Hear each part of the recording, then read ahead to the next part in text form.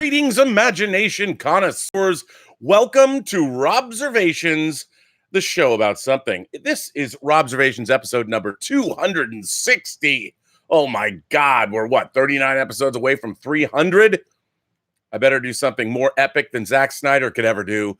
But anyway, I'm your host, Robert Meyer Burnett, and this is, of course, Robservations. And you are imagination connoisseurs that are members of this, the Post-Geek Singularity community. Welcome on a Saturday afternoon. Remember, these chats are brought to you by, well, they're not brought to you by Gilbert, although he'd like to think he brings them to you. These chats are brought to you by Lucky Tiger Men's grooming products for those men who want to look good and feel great. And as you know, if you go to their website at getluckytiger.com, you can punch in PGS for Post-Geek Singularity community, and you get 20% off your order. Gilbert is sitting here because I was eating a bagel with cheese on it. And I don't think there's anything Gilbert likes more than cheddar cheese.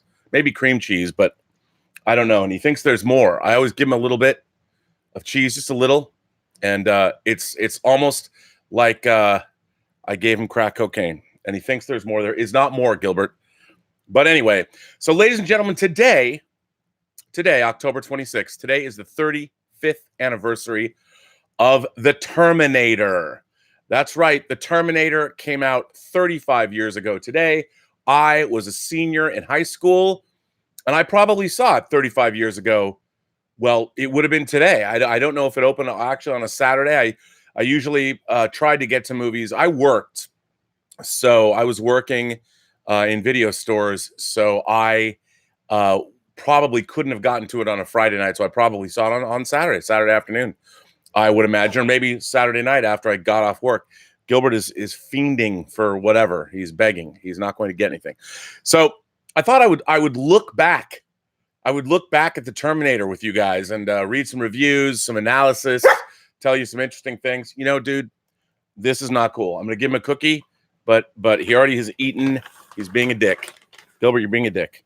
You get a cookie, and that's all you get. And I'm on the show, so go away. There you go. Go. Anyway, my moderators, of which there are two new ones. Let's welcome Jordy Lyons and I want to say Louie, but Louis Yu. There are two new moderators, and if you don't watch out, they're going to bring the band hammer down on you. So treat them well, ladies and gentlemen, and they will treat you well. Dude, this is not your show. It's not your show, buddy. You can't just come up here when I'm on. I know you think you can. I know. I've been eating cheese. You want to just eat my mouth. I know. No, you have to get down, bud. You got to get down. She's such a ham. No, he's not SAG. He thinks he might be. You don't have an agent. Gilbert, you must go away. I know, brother. I know. You can't. He's going to come up here again. There's nothing to eat. Anyway. So my moderators, they have a secret group. I won't tell you where it is, but they're always exchanging information. I'm telling you, it's worse than the CIA. But they do post really interesting things. And I figured before, no, Gilbert, why does he have to be that way? Look at this. Look at Gilbert. So anyway, they posted a really interesting article today, right before I went on and I read it. It was on Business Wire. Now, as many of you know what I was going to do today? Today I was going to talk about Rise of Skywalker spoilers, like everybody else is talking about Rise of Skywalker spoilers. But, the more I think about it, Gilbert, what do you think that I have? What do you think is up here, bud? I don't know. I think he thinks I have more cheese. I don't have more cheese, dude. There is no more cheese here. He's a fiend. He's like Cookie Monster, but with cheese or cookies. So I was thinking about spoilers and everybody's always so interested in spoilers. I'm really getting tired of spoilers. And are you tired of spoilers too, Gilbert? You're not being a good dog right now. You're being a needy dog. Anyway, I'm not a fan of spoilers because here's the thing. Scripts for movies are written sometimes, in the case of certain movies, years before they're made.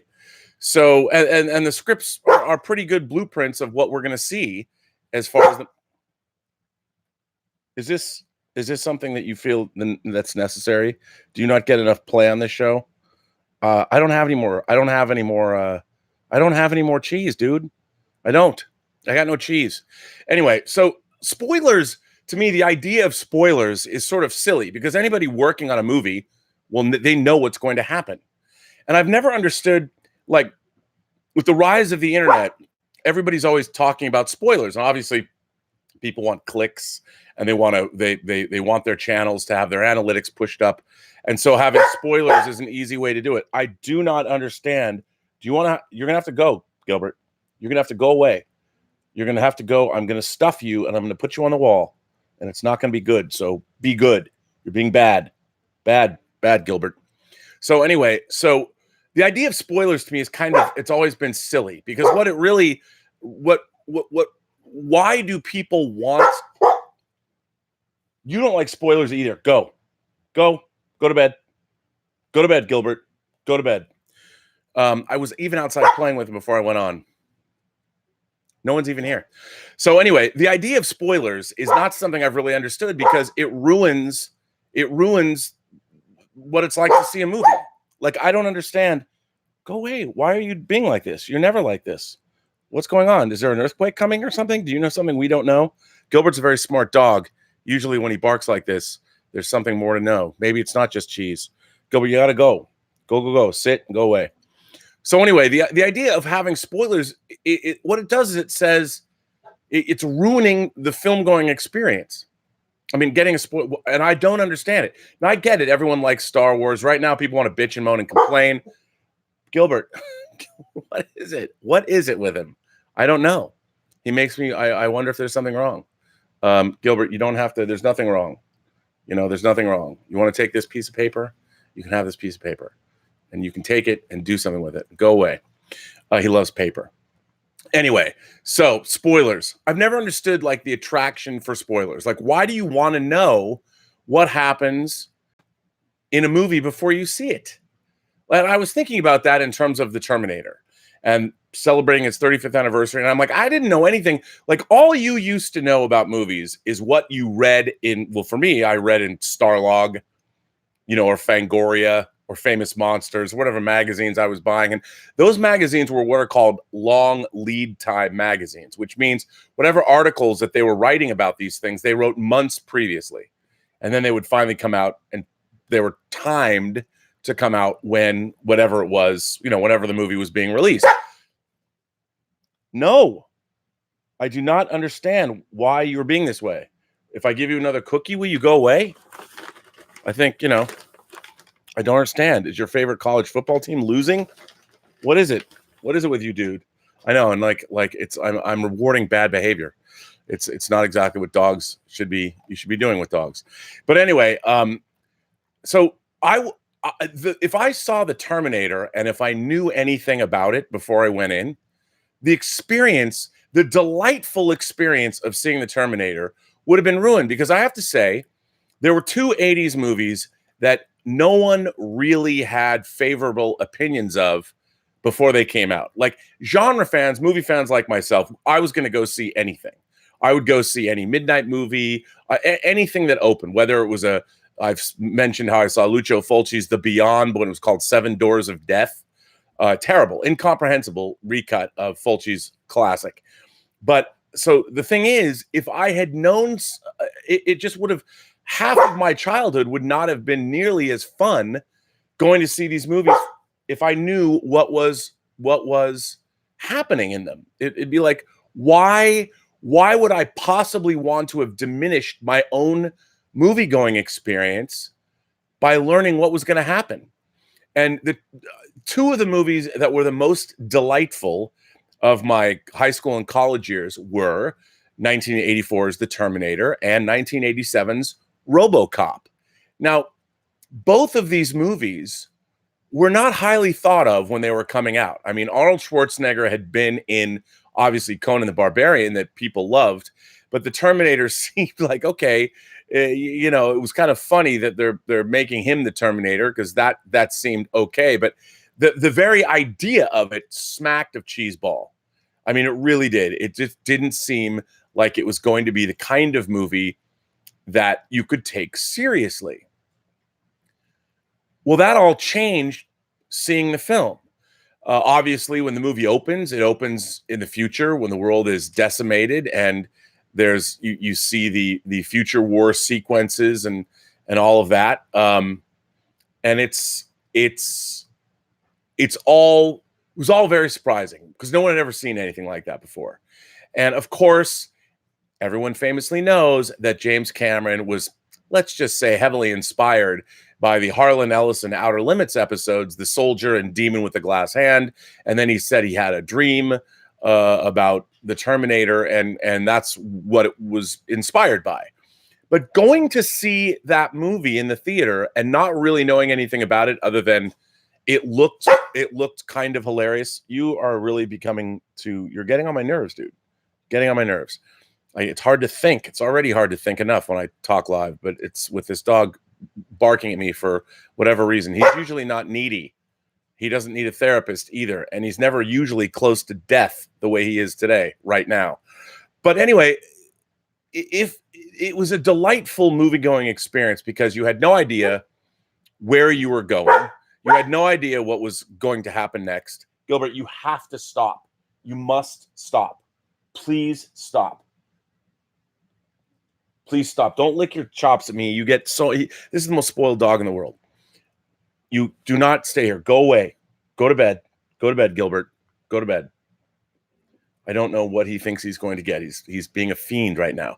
You already ate your breakfast. Anyway. But seeing the Terminator was one of those amazing surprises because you didn't know where it was going to go. It was clearly, Gilbert, please. Do you guys have any advice what I should do with this dog? Anyway, you had no idea what was happening, where it was going, how the plot was going to unfold. It was a total surprise. And go away. Go, Gilbert. You've never done this before. I've done 260 shows. You're being bad. Bad. Go. You're being bad. Go away. Don't be bad. Unless you're Sharon Stone in Basic Instinct. But it was such a joy to see the Terminator. No. Why are you being so disobedient? Go. Otherwise, anyway, it was just a joy to see that film. It was a joy to see it and not know what happened and not know where it was going. And it's so strange to me that we're celebrating the 35th anniversary of the release of Terminator. That, in my mind, was such a joyous movie-going experience. It was one of the great, I still call it a B movie because, it really was. It was a low-budget film, but it was done with such craft, and it was so clever. And the use, certainly the practical makeup effects in Terminator, some of them don't hold up very well, especially the ones in the mirror. You know what I'm talking about. But the whole movie was just, it was audacious and interesting. What are you doing, dude? What are you doing? It just made me realize, it was sort of interesting realizing today was the 35th anniversary of Terminator. And at the same time, the YouTube space, the movie pundit space, is full of everybody falling all over themselves to talk about leaks and what's wrong with the rise of Skywalker and how these Reddit threads they're all proven true. You better go away, or you're going to, I'm telling you, I'm going to hang you up. I'm going to stuff you. I'm going to have you euthanized. It's going to be bad. And it's going to be, go away. Go, Gilbert, go. I wouldn't really have him euthanized, but he is being a little crazy. I don't know why. But so it struck me, and it really made me think about the fact that how much I loved these genre movies and how the anticipation, the buildup was such. You'd see pictures, you'd read articles, but you didn't know what happened. I would discipline him. You need to go away, Gilbert. You got to go away. You're being absolutely insanely crazy, and I don't get it. I don't understand. Go away. Go. Look at him. He wants more food. But at the same time, I was thinking, why do people want the rise of Skywalker spoiled for them? One of the other great movie-going experiences of my life, of course, was Empire Strikes Back. Oh, really? Was that a growl I heard? I heard a growl from you, dude. Not cool. Go away. You're being bad. You're being a bad, bad, bad, bad, bad dog. Bad. Don't you growl at me. No. So anyway, so, one of the great things about this show is life happens. Just people walk by, dogs bark. Where else can you get this kind of candor on a YouTube show? I don't know. But so I don't understand why people want the movie-going experience diminished. And I understand people are so desperate to know, but this is a phenomenon I think that came about with the rise of the internet and the rise of social media. Like everybody, like genre fans all want to be not surprised by anything. And I suppose I don't really understand what that's about. Not really. Because wouldn't you want to go into a movie and not know what happens? But anyway, I wanted to read a few things about the Terminator from 1984. This is Hollywood Reporter's original review. Let's see. Kirk Ellis wrote it. No doubt about it. Arnold Schwarzenegger was born to play the Terminator. In this nail-biting Orion sci-fi adventure from Hemdale, the beefy Conan star cast in his first villainous role dishes out destruction with a fiendish relish, certain to neutralize the box office competition. The havoc makes for a genuine steel metal trap of a movie that may very well be the best picture of its kind since The Road Warrior, which had come out domestically 2 years previously. Schwarzenegger plays an emotionless cyborg sent from the future to assassinate a young woman whose unborn child is destined to become a post-apocalyptic savior. Tracking him is Michael Biehn, assigned to protect the girl and terminate the Terminator. On the outcome of their struggle, as eerie flash forwards to the skull-lined streets of 21st century Los Angeles remind us, rests the future of the world. A remarkably spare script by James Cameron and Gale Ann Hurd gives us new dimension to this age-old morality play, working in plenty of pointed comment on our present over-mechanization into its action film context. Images do most of the talking, and Cameron, in his first major directorial effort, proves a lean, economical storyteller, setting up his shorts for maximum visceral impact. Cameron is ably abetted by Adam Greenberg's crisp, incisive camera work, Mark Goldblatt's fine-tooled editing, which discreetly cuts away from most of the bloodshed, and Brad Fiddel's pulsatingly persuasive score. The futuristic landscapes are impressively sketched by the Fantasy 2 visual effects group, and Stan Winston provides stop-motion magic that recalls the best of Ray Harryhausen. Gilbert, you must go. You're being a very bad boy. Bad. Go. Anyway, that's what was said by the Hollywood Reporter upon the movie opening. And I can't tell you, let me take you on the way back machine, what it was like to see that film. It was a revelation. People couldn't stop talking about it because it was so...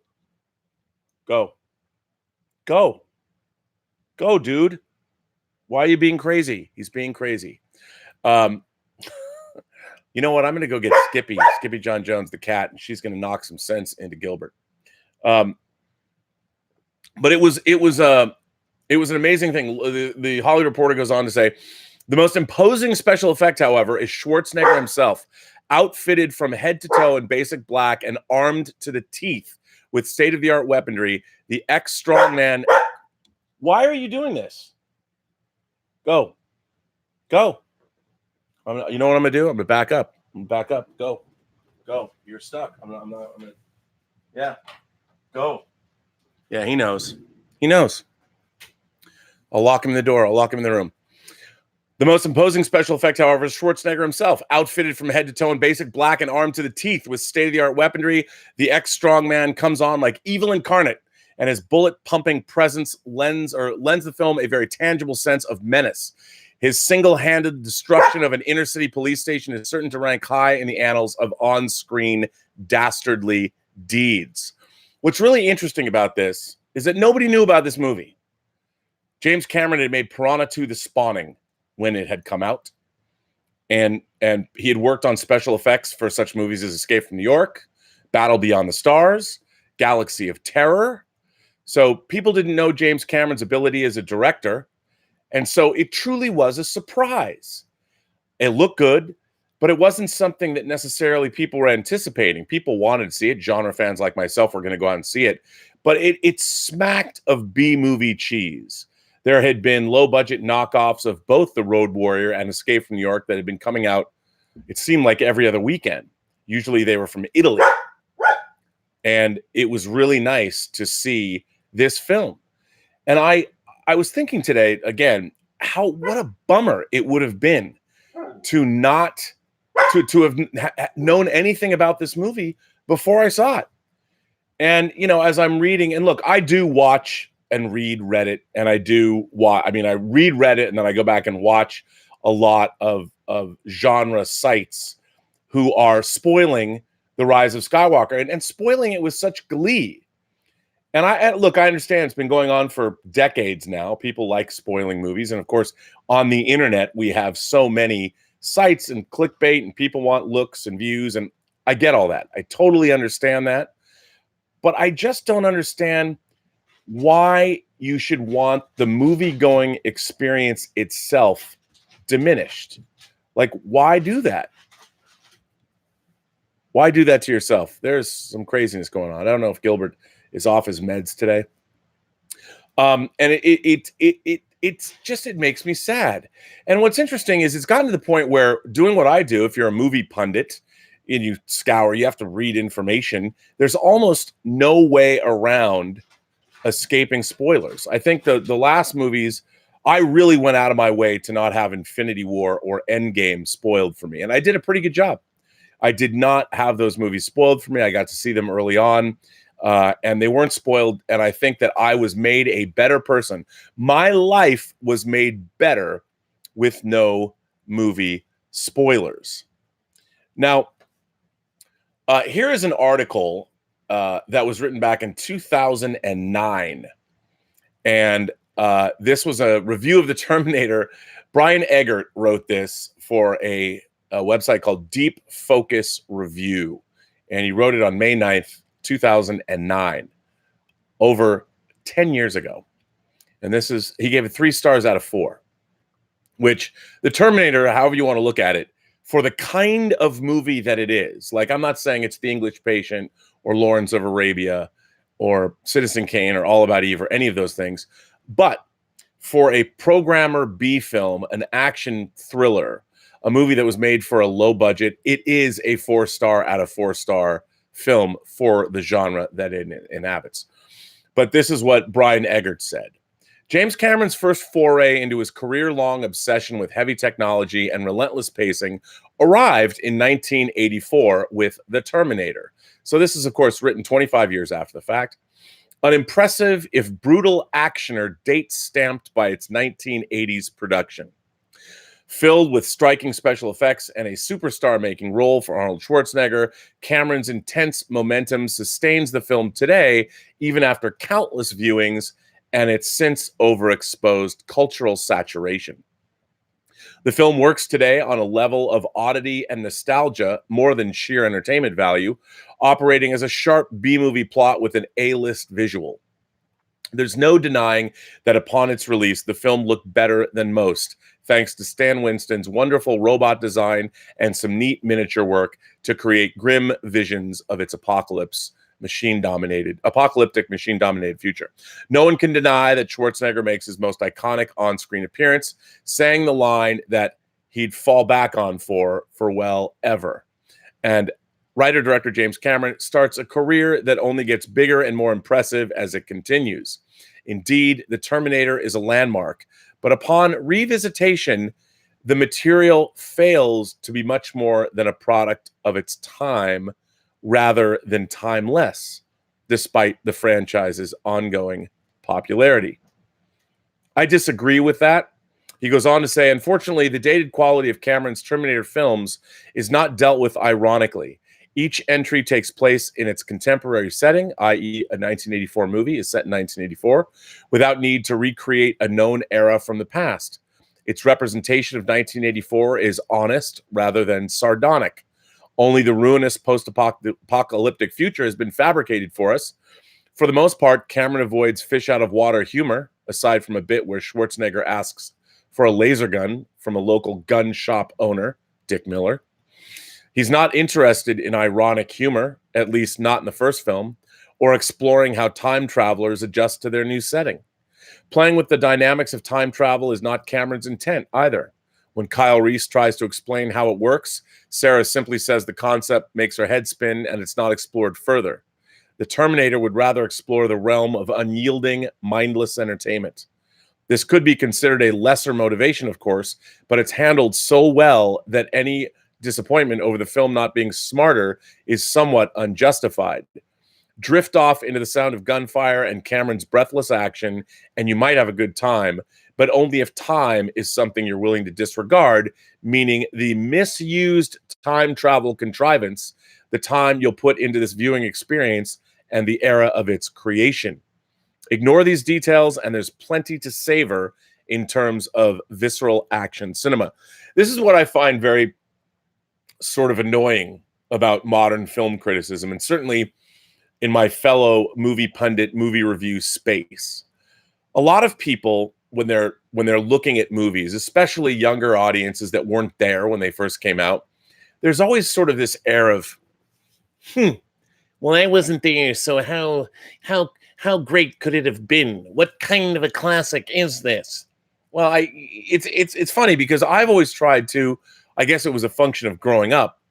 When I was growing up and beginning my movie education in the late 70s and early 80s, when I first got my hands on a VCR and really could start studying film, I always took into consideration what time a movie was made. And maybe that was because my first favorite movie when I was 5 years old was Byron Haskin's 1953 War of the Worlds.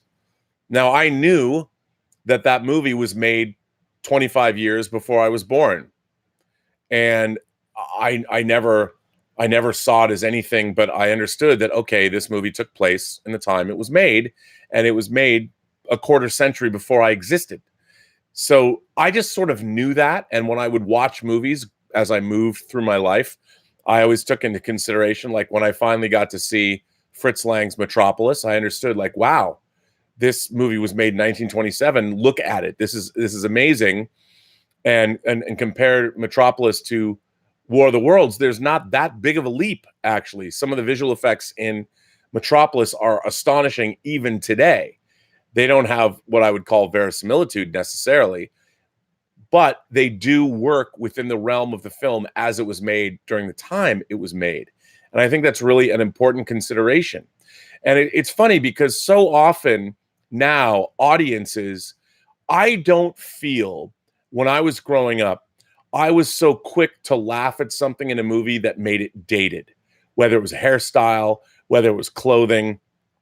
In the back of my mind, I just knew that, okay, this movie it is a product of its time. But now people are so quick to be triggered. I shouldn't say triggered because somebody will take offense, but they react to things. They would rather watch an 80s movie and laugh at the clothing styles than go along with the film. And I find that it's almost as if audiences today they put themselves on a plateau above the movie that they're watching.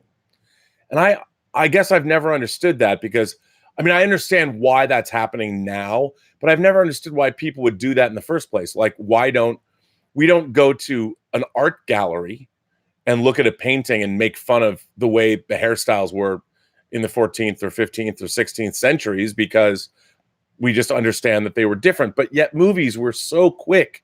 We're so quick to make these judgments about them. And this final paragraph in this article, it doesn't take into consideration the lineage of where this movie came. The Road Warrior, Escape from New York, The Road Warrior, and The Terminator, and Alien and Aliens are probably the most, as far as genre cinema is concerned, the most influential films maybe ever, in terms of influencing not just the look of films, but the feel of all action and sci-fi genre movies, even to this day. I mean, we're on the eve of 6 days. We're 6 days away from the domestic release of Terminator Dark Fate, and there's all kinds of. I watched the Dave Cullen show today, Dave Cullen's piece on. I mean, the film's been completely spoiled for me, so I'm gonna go see it anyway and make up my own mind. But he had a pretty good spoiler review of the film that I don't necessarily disagree with. But you look back, the place that this movie holds in film history cannot be. You have to remember this film. And what's really interesting is when these movies take on a life of their own. And I was looking for interesting bits about the Terminator, and I came across this. There is a book called Queering the Terminator: Sexuality and Cyborg Cinema. It's published in 2017, in June of 2017. And it's by David Grevin. And this is, I'll just read you what it's out from Bloomsbury Collections. And they put this book out. And here's what about Queering the Terminator. The Terminator film series is an unlikely site of queer affiliation. The entire premise revolves around both heterosexual intercourse and the woman's pregnancy and giving birth. It is precisely the Terminator's indifference to both that signifies it as an unimaginably inhuman monstrosity. Indeed, the film's overarching contention that humanity must be saved, rooted as it is in a particular story about pregnancy and birth that exclusively focuses on the heterosexual couple and the family, would appear to put it at odds with the political stances of contemporary queer theory. Yet, as this book argues, there is considerable queer interest in the Terminator mythos. The films provide a framework for interpreting shifting gender codes and the emergence of queer sexuality over the period of 3 decades. Significantly, this series emerges in the Reagan 80s, which marked a decisive break with the sexual fluidity of the 70s. As a franchise and on the individual basis of each film, the Terminator series combines both radical and reactionary elements. Each film reflects the struggles over gender and sexuality specific to its release. At the same time, the series foregrounds the intersection of technology and gender that has become a definitive aspect of contemporary experience. A narrative organized around a conservative view of female sexuality and the family, the Terminator myth is nevertheless a richly suggestive narrative for queer theory and gender studies. Now, hey, this would not be something I would have initially thought about when I thought about doing a show about the Terminator. But, quick Google searches make you find things that are quite interesting. I want to get this book, Queering the Terminator: Sexuality and Cyborg Cinema. And I find it interesting that that was indeed somebody that did that kind of they went on that kind of a course of exploration, which is really interesting. And I think it's very funny that the idea that a book on queer cinema is bouncing off the idea about I can't believe I'm going to say heteronormative or whatever. I mean, the biological reproduction of human beings, I don't think has really much to do with any kind of academia. How human beings reproduce has been going on for hundreds of thousands, if not millions of years, and it doesn't seem to be changing anytime soon without the aid of technology.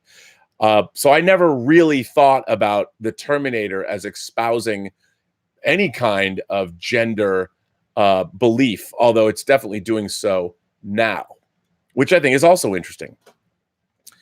But whatever you feel, if you go back and you watch the Terminator on its 35th anniversary, or if you're going to have a Terminator movie marathon in preparation of going to see Terminator Dark Fate, please consider when you watch the Terminator, when you go back and watch it, yes, for all of the things that betray its low budget nature, try and put yourself in the mindset of an audience that had never seen anything like the Terminator before. We had seen Arnold Schwarzenegger in Pumping Iron, and we'd seen him in Conan the Barbarian, but we'd certainly never seen Arnold Schwarzenegger playing a machine, which, by the way, remember, he wasn't originally going to play the Terminator. Famously, there are stories about how Sylvester Stallone was going to play the Terminator, how other people were going to play the Terminator, but it was pretty much became his definitive role, even more so than Conan. And even now, 35 years later, 35 years almost, if you live in Europe, 35 years to the day, we have Terminator Dark Fate in theaters. So for whatever reason, this mythology, this idea has endured. It's endured through the movies, it's endured through the comics, it's endured through animated shows, it's endured through toys, it's endured through the Sarah Connor Chronicles. I mean, there has been, for whatever reason, love for this franchise for 35 years, and it really hasn't changed that much. They've done some interesting things, but for the most part, the story of the Terminator has not been reinvented. The details might change, but the story pretty much stays the same. Now, it is interesting. I know what a lot of people are going to say, that the Terminator has now been co-opted by, we now have a Latino Terminator, and we have a Latino John Connor, or a Latina John Connor. We now have a female, a woman, an enhanced human being. Female has come back. But then again, the Terminator franchise with Sarah Connor has had a long history of strong women in the films. Indeed, so has James Cameron always presented strong female characters. Sarah Connor being the first, of course, Ripley. Then we had many different characters throughout his movies. Even Jamie Lee Curtis, who gets put in pretty compromising situations in True Lies, is able to stand up. Which brings me to James Cameron himself. There's an article that I found that was it was Sci-Fi Wire, and it actually came from Empire Online. And I'm looking for, this was from 2014. And this was right before Terminator Genesis came out. It was a year before Terminator Genesis came out. And during a special event celebrating the 30th anniversary of the Terminator at the Egyptian Theater in Hollywood, James Cameron had a chat with Empire Online about the sci-fi movie franchise. And what did he say about the upcoming script and film for Terminator Genesis? He said, "I'm friendly with the filmmakers, the writer, Leda Kalogridis, Leda Kalogridis, who's working with him on Avatar now, has worked with me on projects. I'm hoping it's great. I'd like them to get it right based on the script that I read. There's a good chance it could. It looks like it could be fun." Now, James Cameron was asked, would Terminator Genesis hurt the legacy of the franchise? Cameron said, "It's not my problem. It's like being a grandparent. The kids come over and you can send them back. When I walked away from the franchise, I had to do it with the sense that I can invest in emotion. To me, it's all upside, because if it's good for Arnold Schwarzenegger, my friend Leda, and if it's not good, it doesn't bother me personally." The movie rights to the Terminator are set to return into James Cameron's capable hands in 2019, but does that mean the filmmaker is keen to revisit it anytime soon? I haven't really thought that far ahead yet. I've got plenty of time to think about it. It might be fun to completely reinvent the franchise. A lot has to do with what happens in the meantime. People may have Terminator fatigue. I'm just visiting Earth tonight. I normally live on Pandora, where I work. We're gearing up. We're in the design phase right now, completing the drafts for 3 new scripts. We've got a whole art department with walls plastered with amazing designs that I wish I could share with everybody, but that's what the film is for. 5 years later, we're on the cusp of getting a Terminator movie from James Cameron and Tim Miller, so we'll see where that all goes. Now, that brings me to something else, and it brings me to the article that I'm sorry, I was a little discombobulated with the dogs, or Gilbert, barking. I don't know why he was barking. But there's a really interesting article from Business Wire, I'm getting back to this, that also I think ties in with a lot of, if you've been living under a rock, you might not know this, but there has been a lot of online criticism in the movie pundit space. Anybody who's blogging, geeks, even in other channels like the Fandom Menace. Of course, I recently appeared on Geeks and Gamers, which has been interesting seeing what happened as a result of that. I did have a good conversation with Jeremy, and I really enjoyed going on that channel with him. But anybody who knows anything about science fiction, fantasy, and horror movies and how they've been looked at online, there's all of this talk, especially with The Last Jedi and Captain Marvel, of social justice and how women and minorities are being included in movies now, and much to their detriment or whatever. Well, as I always say, it ain't show friends, it's show business. And don't put your politics in front of a good story with good characters. But now let me read you this article. This comes October 24th, 2 days ago. I'm looking for the name of the person who wrote this. It doesn't seem to have a name on it. Anyway, I'm going to read this. Auckland, New Zealand, and Los Angeles, with both an increasingly diverse movie-going audience and an increasingly diverse U.S. population, understanding how to attract diverse audiences will soon be paramount to the success of filmmakers and marketers and to the sustainability of the exhibition sector. Movio's recently released white paper, The Diversity Demand, Securing the Future of Moviegoing, examines how theatrical audience composition correlates to increased representation on screen, and if this suggests an opportunity to drive box office by producing content representative of audiences that have been historically underrepresented in film. The analysis confirms a correlation between a minority group's representation on screen and that group's audience turnout, with some groups attending in numbers at more than twice the usual rate. The research also shows that increased representation of minority groups on screen can influence less engaged moviegoers within that demographic to attend the theater.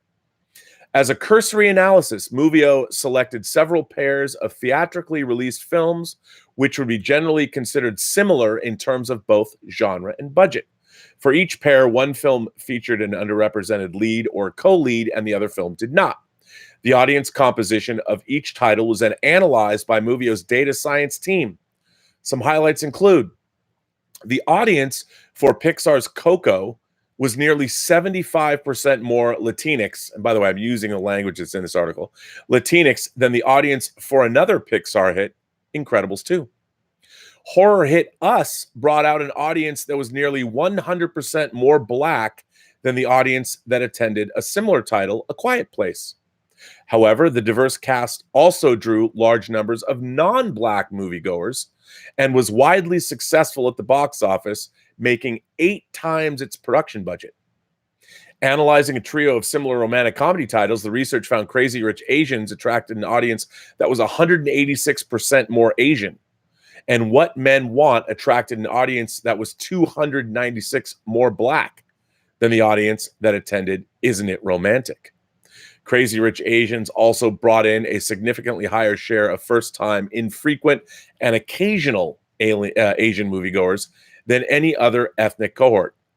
Comparing DC superhero hits Wonder Woman and Aquaman, the analysis shows the female-led superhero title did not significantly alter the demographic profile of the audience in attendance, as both titles attracted an audience that was 40 to 41% female.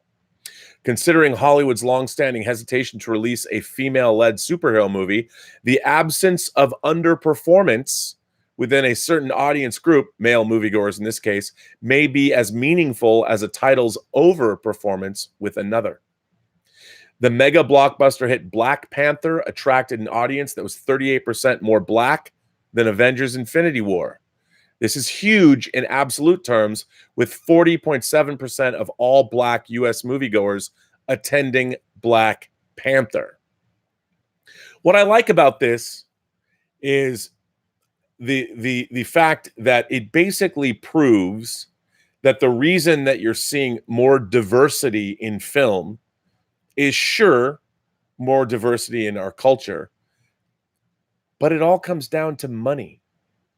Global audiences, people all over the world, want to go to movies where they can see themselves represented on screen, period. And this idea that we're getting more social justice, that we're getting more female-led fantasy films, or we have more ethnic minorities, is just a function of our new global marketplace. And the fact that more people are going to the movies now, and like this information say, Crazy Rich Asians, a lot of Asians that didn't go to the movies turned out for Crazy Rich Asians.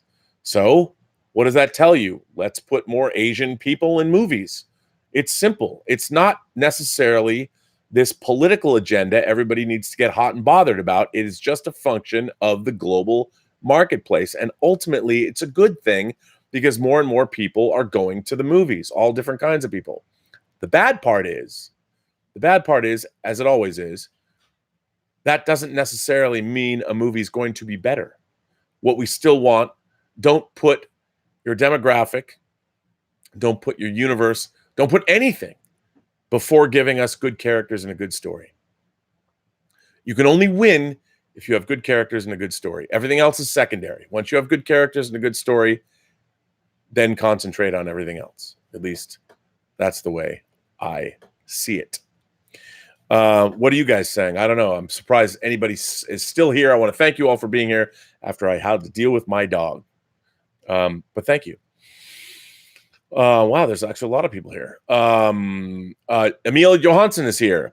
Emil says Joker is used in pro-democracy protests. I think in Lebanon, if memory serves, or actually what I read today, is that there is social upheaval going around the world, and I think it was in Lebanon that people are putting on Joaquin Phoenix's Joker face, and for government protests, they can stay hidden and yet protest. I think that's amazing. I think that's amazing, which is incredible. Tiberius Monk 84 is here. He says, as promised, RMB, I posted my outfit of Black Panther on the Post-Geek Singularity Facebook page. Thanks for all the great work you provide and keeping us sane in geekdom. I look forward to seeing that. I don't think I've seen that, but I look forward to seeing that. And congratulations for making that costume. Stub McShave says, I'm looking forward to the BBC's War of the Worlds. I am too. You know, I've heard some mixed things already, but there's two of them. There's the contemporary one, and then there's the Victorian England one. I want to see them both. Kyle McCaskill says, people who want spoilers are writers that don't know their writers. You know, that might be true.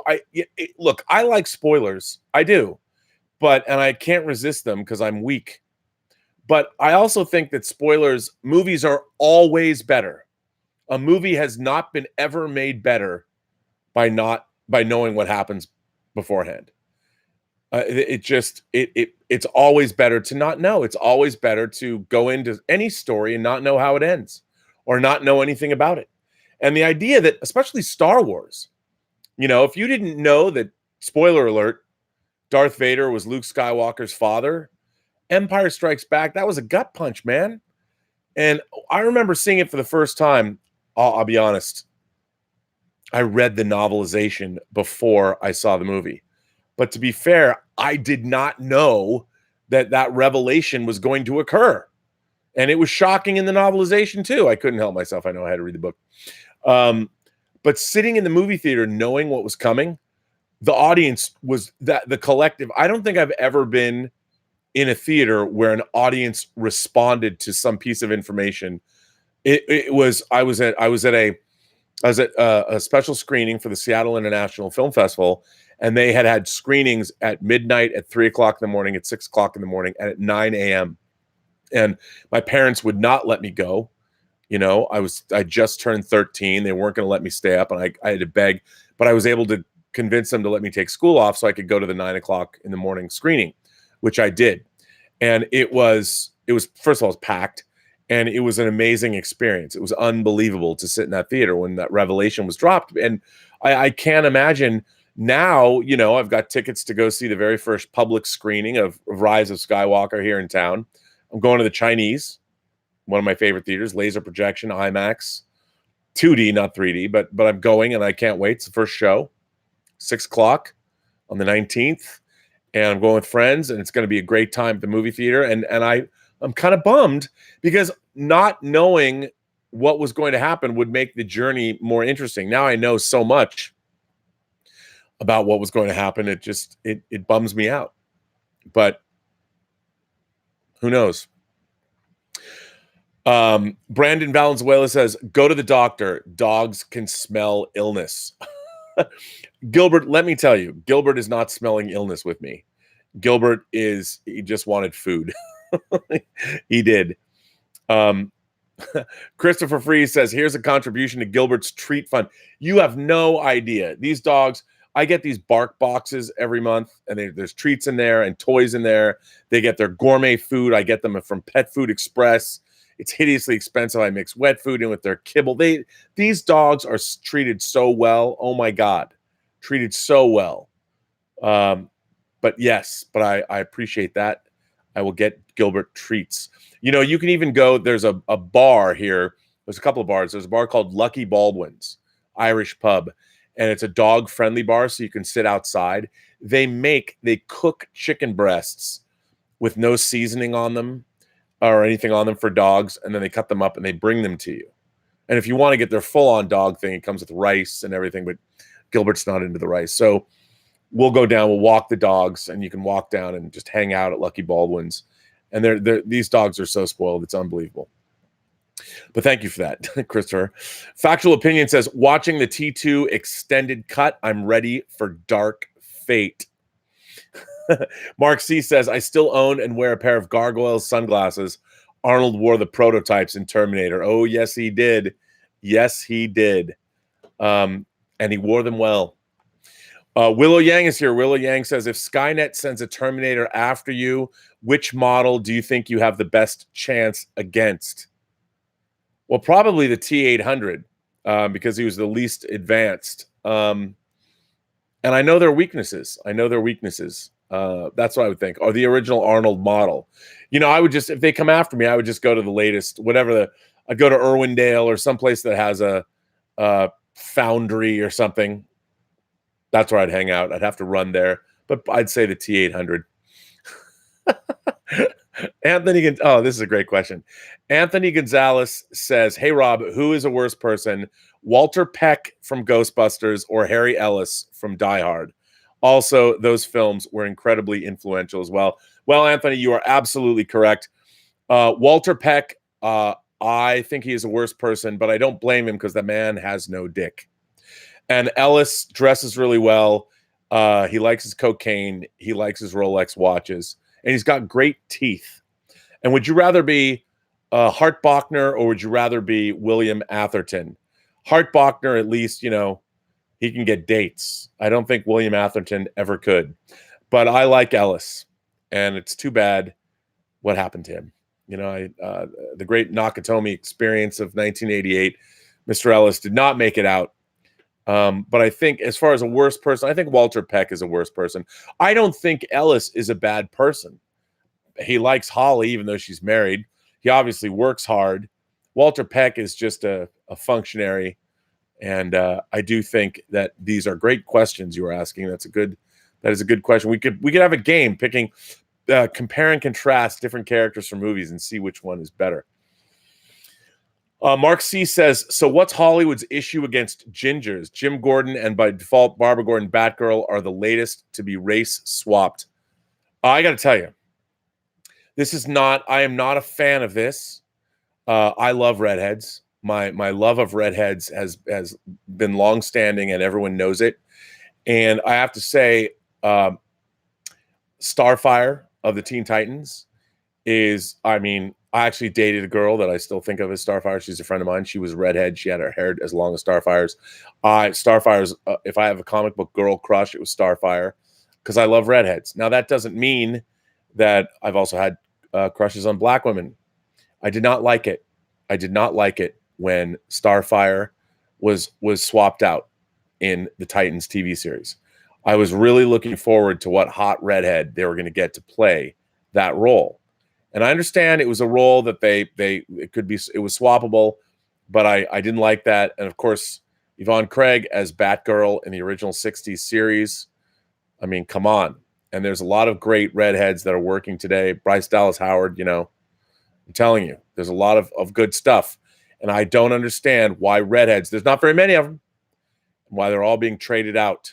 Why are they being traded out? Why do we not? Look, I think the more redheads, the better. And I think, Mark, you're bringing up a point that we need to look into. We need to find out, why are redheads the new sacrificial lambs? Why are they being swapped out? Why are they being gender swapped out? I don't know. Or race swapped out. I don't get it.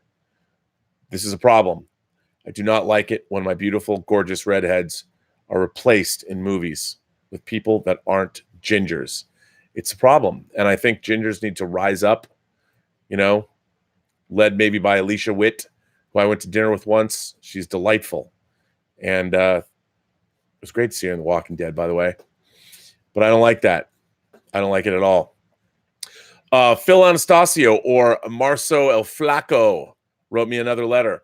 Viceroy, I hope that you and our brothers and sisters of the Post-Geek Singularity are doing well and living the Lucky Tiger lifestyle.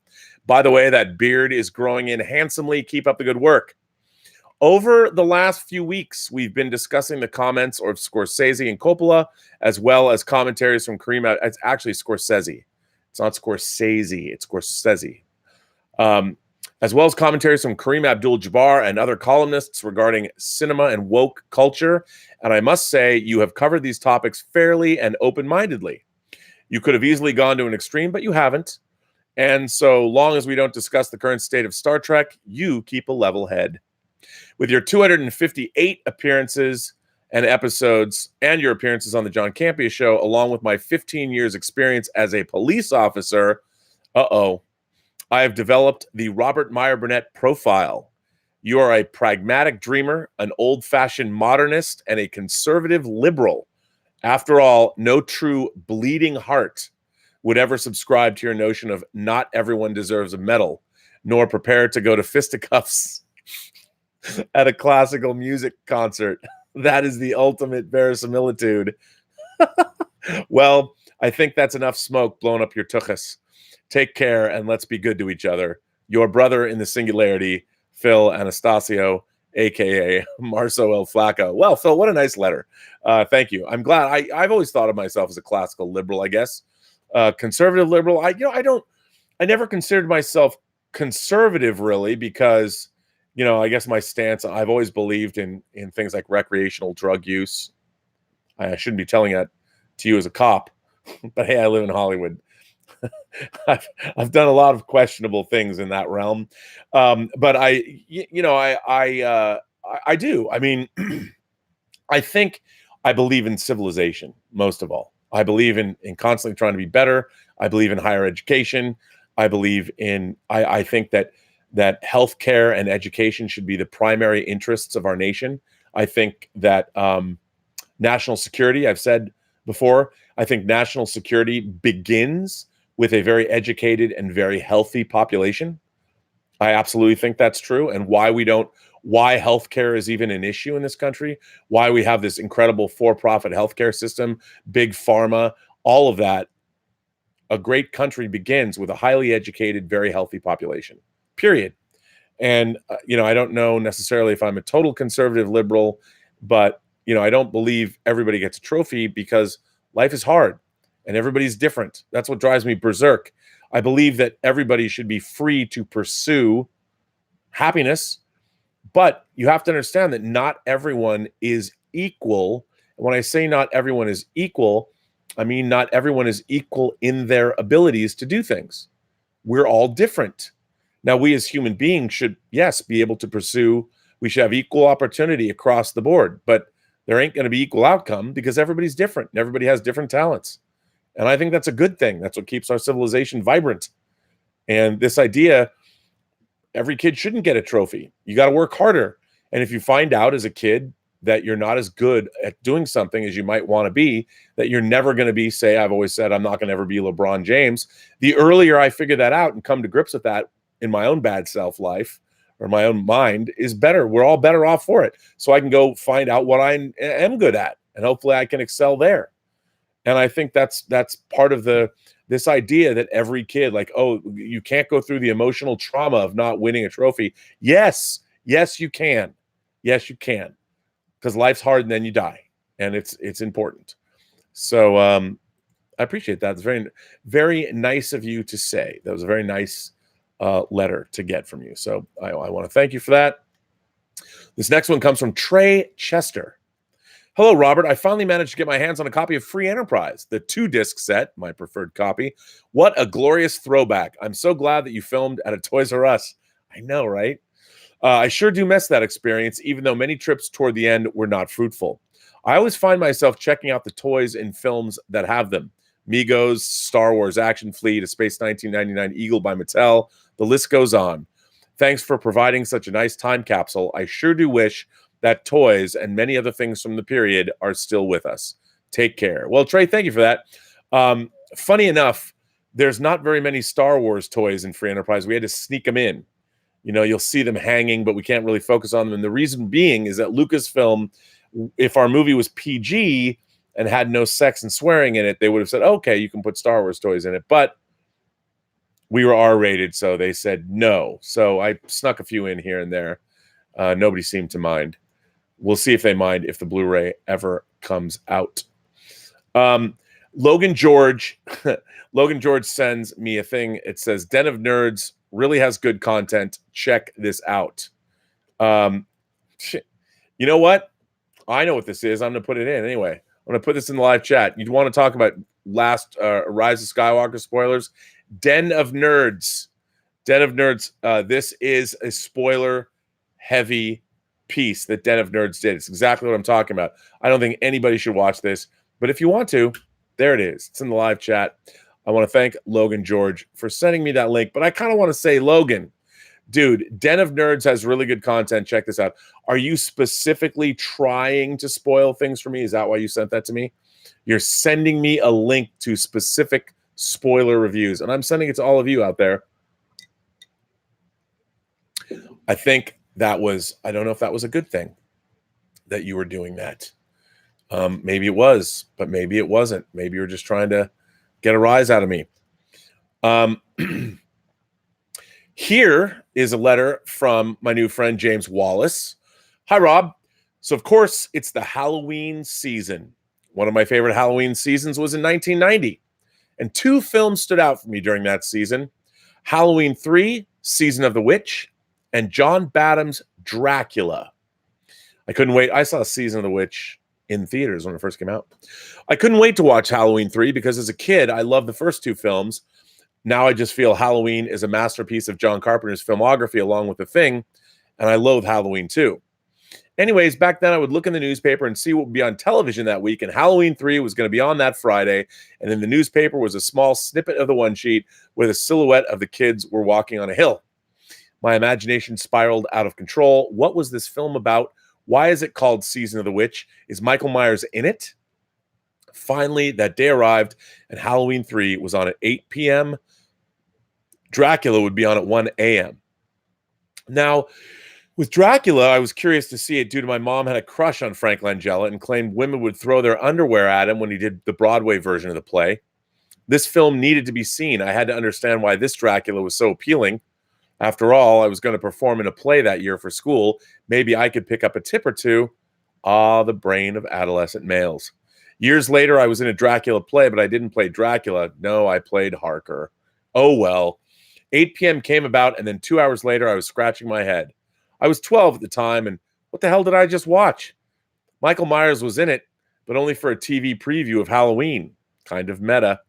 I waited all night to watch Dracula, and while I liked it, nothing like the book, but I remember liking the John Williams score and the cinematography. Years later, I would eventually buy Dracula on DVD and found that it looked odd. Turns out Badham had the look heavily desaturated. I heard Halloween 3 gained a cult status over the years and rented it on Netflix, but it didn't have any extra features. This past Friday, I decided to just buy it on disc. It wasn't pricey, and I was curious about the commentaries and special features. Plus, I wanted to give the film itself another shot. So tonight, I watched Halloween 3. And it's a film that should be revisited and appreciated. By the way, I love Halloween 3. In a funny way, it's the Bond version of a Halloween film. You have Dr. Chalice, the ladies' man who drinks a lot, kind of has his own version of Moneypenny in The Nurse, and to an extent, Q, if you think back to For Your Eyes Only, where Q helped Bond investigate through Interpol who the assassin was. There's even a Bond villain in the form of Connell Cochran, who has a plot to kill children, even leaving Bond, Chalice, tied up to watch the original Halloween on a television set. There's even a fembot towards the end. Wait, that's Austin Powers. You get the point. It's a fun film, and now I'm listening to the commentary by director Tommy Lee Wallace, no relation, and it just seems like he's a fun guy who knew what he was doing and appreciates that there are fans of this film. Commentaries and behind-the-scenes featurettes are something every film geek should embrace. Film geeks love trivia and the thirst for knowledge and how certain scenes were accomplished, and those tools on physical media are essential. I've learned just as much watching behind-the-scenes featurettes plus commentaries as I have been on set. Dangerous Days on the Blade Runner discs is an awesome feat behind-the-scenes narrative made by my friend Charlie de Lazarica. One of the reasons I knew you was while watching Midnight's Edge, you were talking about Star Trek Discovery. I knew your name and figured out I watched the Superman Returns featurettes years ago when I bought the special edition DVD. To this day, I remember James Marsden goofing off and making people laugh in the hair and makeup trailer. Plus, Spacey imploring Parker Posey to actually hit him in the scene on the boat. That was tough to get in, by the way. I love seeing these types of behind-the-scenes events on films. It makes you as a viewer feel like you were there. And also, young film geeks should see these to learn on-set etiquette. Plus, the extras on the TNG Blu-ray sets. Again, I love all of it. People should buy 4K Blu-rays, DVDs, books, etc. One thing we are surrendering with all of the streaming and the owning the film on our computer is power and control. If your MacBook malfunctions, you lose your films and music. Happened to me. One of my production assistants found a way to get them back, but it took me months. Rob, you would remember this, but most of the Geek Singularity in their 20s, or hell, maybe even 32 and under, don't remember that The Empire Strikes Back wasn't released on VHS for, I believe, 5 years. E.T., 6 years after 1982. I might have had those on tape before, and I might have been selling them. You had to wait for the re-release in theaters in order to see films you loved. In fact, didn't Empire and Jedi not come out on VHS until 1986 as a trilogy set? No, Empire did come out on its own. Hell, my dad got a bootleg video of those films. Probably for me. I watched them on TV as a kid from someone's video camera in the theater, and the picture quality obviously wasn't the best, but I got to listen to the films and go from memory what I saw. Disney would only release certain films on VHS for a limited time. If you didn't buy the film within a certain amount of time, you weren't going to have an opportunity to watch the home video release. This is the kind of thing we may be headed for if streaming reigns and physical media goes away. Studios having more power over your viewing choices. I'm rereading Stephen King's The Stand. The version I have is the original edited version. I love that version. It's the one I read 29 years ago. It's the first version I read too. I had to buy this version from England due to King basically not allowing the publishing company to have it out there. After I'm done reading it, I may have to vacuum seal it to protect it. I own the limited DVDs of Star Wars Empire and Return of the Jedi unaltered that Lucas released due to fans upset about him only releasing the special editions. Will those versions ever be released properly for fans to see? I think it might be. They might be. Most likely not. So I keep these versions and only watch these versions. I loathe what was done in the special editions. John Badham's Dracula was mentioned earlier, and well, I just pre-ordered the new Blu-ray by Shout Factory that is the original version released in 79, not desaturated, in glorious color. When it arrives in November, this will be the first time I've seen the film that way, the way I saw it 29 years ago. I love physical media. Counting on streaming or books or iPads is a mistake. I'm even considering buying a record player and vinyl albums again. I just got a vinyl record. I don't know if I showed it. I got the soundtrack in England. I got Silva Screen put this out. I have the CD, the new CD, soundtrack to UFO. What's really cool about this is, I don't know if I show this on the show, but I'm going to show it now anyway. So everyone knows I love Jerry Anderson's UFO, and this is a 2-disc set, but what's really cool about this, look at this, I love this. Check that out. Purple vinyl. Is that not gorgeous? It's not even Mondo. Silva Screen just, it's funny, I don't, I collect some vinyl stuff. I do buy vinyl, but it's got to be collectible. Like, I did get, I want to say like 5 years ago, it might have been 5 years ago, I bought this hideously expensive box set of Frankie Goes to Hollywood's. They released a special edition of Welcome to the Pleasure Dome, and it came with all this cool stuff, but it was just monstrously expensive. See, now I can't get it. Oh, wait. It's funny. It's funny you bring up vinyl. I have to put it in a protective sleeve, right? But so anyway, I bought this hideously expensive box set of, and now they're releasing a big box set of Prince's 1999. I've been buying vinyl too, just because. Anyway, another bonus of physical media besides the special features is that it represents you to friends and family. Say a friend comes over or an acquaintance to your home. They see the types of films or books you own, and it's a conversation starter or a chance to share time together. Marvel at the Blu-ray or box art, enjoying a film or discussing a film or a book you loan them. I don't loan anybody any of my books ever. When I'm dead, people are going to have a good time poking through my bookshelf. It brings something to the relationship like films or a communal experience. I recently was accepted into one of the guilds, and I'm getting invitations to screenings plus screeners. But to see screenings and network with other industry people is just a cool idea. You meet people, talk about film, and that can be a great experience. With screener DVDs, you get a better quality picture than on streaming, which the studios are gunning for in the case of screeners. The reality is unfortunately clear, though. Physical media is on the way out, and I'm probably going to have to buy a couple of backup 4K Blu-ray players because who knows if they'll be around in the future. Already, they retail at a cheaper price, and that is a telling sign. Yes, I do want to buy a few. I'd like to get the Pioneer Elite players or more of the expensive players since Oppo went out of business. But remember that PlayStation is going to be incorporating a 4K player into the PlayStation 5. So that means we'll at least have physical players around for at least, I think, another decade. And that is a good thing. This letter comes from Terry Cooper. Actually, first of all, let me dip back in and see if anybody in the chat is throwing questions my way here. Mark C says Starfire, Jimmy Olsen, Little Orphan Annie, MJ, Wally West, Iris West, and The Little Mermaid. Yeah, I'm telling you, there is that's funny seeing that list. Wow. There's a war on gingers, and I don't understand it. I don't presume to know why anybody would want that to be the case, but apparently they do, Mark C. What can we do? There is a war on gingers, and it shouldn't be happening. Magic K says, I went to see Once Upon a Time in Hollywood yesterday. I felt like Quentin Tarantino can always surprise me in different styles with his own script. Oh, I agree. I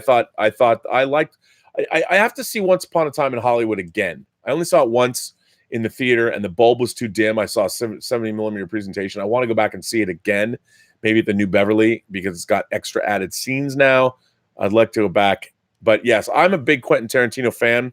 I still think my favorite movie of his is his first, Reservoir Dogs. I really love Reservoir Dogs. I thought it was simple and elegant. And the same way that The Terminator as a low-budget sort of B movie surprised me, Reservoir Dogs was certainly very surprising. I was blown away by it. And I knew Tarantino was somebody that we were going to be watching for a long time to come. But yeah, I'm a big fan. So Terry Cooper, oh, I like this. Terry Cooper says, hey, Rob and gang, with the recent passing of the great Robert Forster, I thought it might be nice to revisit one of his most memorable films. I'm talking about Disney's 1979 foray into science fiction, The Black Hole. First of all, Ted Van Dyne, I got to say thank you. He, a longtime friend of mine, at least on Twitter, he sent me this. I'm not a member of the Disney Movie Club. He got me The Black Hole and 20,000 Leagues. But as many people know, there was a mistake on the Black Hole disc, and you could not access John Barry's great overture. And if you're a big John Barry fan, that was definitely an oversight. Well, having no special features on this disc is an oversight. But a lot of people have been disappointed with this transfer. And I would say, by the way, I just got this. He sent me the original one, and then this is the replacement disc. So I have two. But the Black Hole transfer is not as bad as people say it is. It's just a function of how the movie was made. And how the elements actually look. The movie's 40 years old, so there you go. And by the way, even though these are just Disney Movie Club bare bones vanilla editions, man, both this, but I would say 20,000 Leagues Under the Sea, I miss all the great special features that have been done over the years. But just to have the film, I think I've watched it 3 times since I've had it. What a delightful movie. I was 10 years old when I watched The Black Hole, and still hyped up for any and all sci-fi movies after Star Wars, which hit the UK in 1978. And I knew The Empire Strikes Back was coming up. The Black Hole looked like a blatant Star Wars ripoff with cute robots, laser battles aplenty, and all set aboard a colossal spaceship run by an evil maniac and his chilling robot henchmen. No, man, it was just a remake of 20,000 Leagues. Side note, a lot of people regard Black Hole as a quickly cobbled together answer to Star Wars, but the truth is that the Black Hole was in development a few years before Star Wars with the title Space Station One in the early 1970s. Writers Bob Barbash and Richard Landau approached Disney Studios executive story editor Frank Paris with the idea for a space-themed disaster film in the wake of several successful disaster films such as The Poseidon Adventure in 1972 and The Towering Inferno in 1974. Longtime studio producer Winston Hibbler was brought in to help develop the project, and it is he who came up with the idea of the black hole to be featured in the story. After nearly a year of work on the project, Hibbler was not satisfied with the later story drafts, so William Wood was brought in to rework the script. Ultimately, Hibbler retired from the Disney Studios, and the project was later shelved until late 1975 when development resumed. The title was then changed to Space Probe 1. In 1976, Hibbler returned from his retirement and suggested hiring conceptual artist Robert McCall to create some pre-production visuals and explore some ideas. McCall was joined by matte artist Peter Ellenshaw, who had worked on 20,000 Leagues Under the Sea, Things to Come, and Treasure Island, and many more. The Black Hole was Ellenshaw's last job, after which he retired. His son, Harrison Ellenshaw, worked on Star Wars. Sadly, Winston Hibbler died the same year, but with the amount of work already invested in the project, Disney's CEO Ron Miller took it over. In December of 1977, spurred on by the runaway success of Star Wars, Miller approached Gary Nelson to direct the film. After turning down the job to begin with, he came back and saw the miniatures and matte paintings created by Ellenshaw. This persuaded him to agree to direct.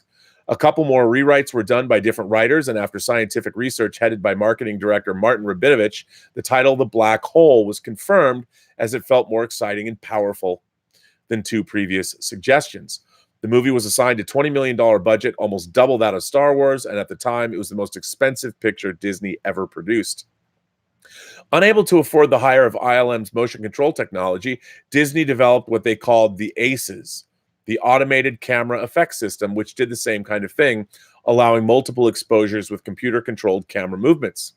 The Black Hole premiered at the Odeon in Leicester Square, where we're going to see Bond 25 people, in London on December 18th, 1979. It was then released in the United States on December 21st, 1979. By the way, 2 weeks after, say it with me now, Star Trek the Motion Picture. Along with Star Trek the Motion Picture, released the same month, The Black Hole is one of the last mainstream Hollywood films to have an overture at the start of the film, which is what was missing on this disc, which is why it had to be released. How interesting is it that both Star Trek the Motion Picture and The Black Hole, released within 2 weeks of each other, both celebrating their 40th anniversary this December, had overtures? Amazing. Although this overture was cut on subsequent television airings, the overture is included on Disney's 2004 DVD release, and it was supposed to be included on this, but it was left off, and now they've fixed that, so the overture is on this disc. Being a slightly dark haunted house in space kind of film, The Black Hole is notable for being the first Disney film to earn a PG rating because of the use of hell and damn in the dialogue and the violent but not overly gratuitous death of one character. When the film was broadcast on the Disney Channel, it was edited with all uses of the words damn and hell removed. The film also features some subtext and metaphysical and religious themes that reflected the company's interest in developing more adult-oriented and mainstream films. This led the studio to create the distribution company Touchstone Pictures, under which Disney could release films that may be considered too mature for the Buena Vista distribution label. So, was the film any good? I guess divisive is a pretty good word to describe its reception. Its U.S. and Canadian gross was $35.8 million, so at the time it made about $10 million after deductions for marketing. Not a lot in comparison to the $230 million brought in by Star Wars. Maybe the timing wasn't great.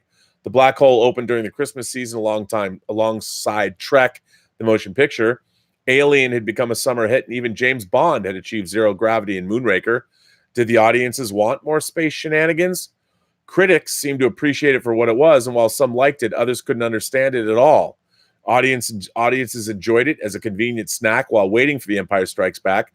The Bond-esque score by Barry is a triumph in every way, though. The John Barry score for The Black Hole is amazing. For me, it's an intriguing hybrid of two styles that never grow old. On the surface, it's a good versus evil family space adventure with lasers and robots. On the other side, it's a creeping, claustrophobic experience dooming everyone on screen. The adventurous opening turns into a fight to survive, followed by the inevitable forced journey into the black hole, leading to a 2001-style trip into both heaven and hell, with no real explanation for the sequence of hallucinatory images shown to us. I read once that the finale of the film was made up on the fly, as the filmmakers couldn't agree what to do. This may well be true as it's so bizarre. I still really enjoyed repeated viewings of this film as it always gives me plenty to think about in terms of plot and the processes that led to the making of the movie. After Tron Legacy came out in 2010, the news was announced that director Joseph Kosinski, who's now doing Top Gun Maverick, would be tackling a remake of The Black Hole. By the way, I'd love to see it, and indeed love to direct it myself. It would be a tough assignment. How would one go about it? Ditch the cuteness and go for a horror feel? You'd end up with something like Event Horizon. Go for the family adventure movie? It'd lack the inherent threat and would lack any real stakes. Proving my point, in 2016, it was announced that a remake was put on hold because the script by Prometheus and Passengers writer John Spates was considered too dark for a Disney movie. Spates commented, "Black Hole was an amazing experience. That was one of those movies I was stuck on until I cracked the beginning and suddenly it just started to flow. I love that script. It sits uneasily in Disney's world as a dark epic, and Disney is in a very colorful place. They already have multiple big space epics going, so I don't know how or whether it'll find its way to the light of day, but I sure wrote a heck of a movie and was thrilled to do it. It was very faithful to the original, but clever in all the ways that first film was silly, I hope." In March 2018, it was reported that Emily Carmichael, co-writer of Pacific Rim Uprising and the upcoming Jurassic World 3, would be writing the film.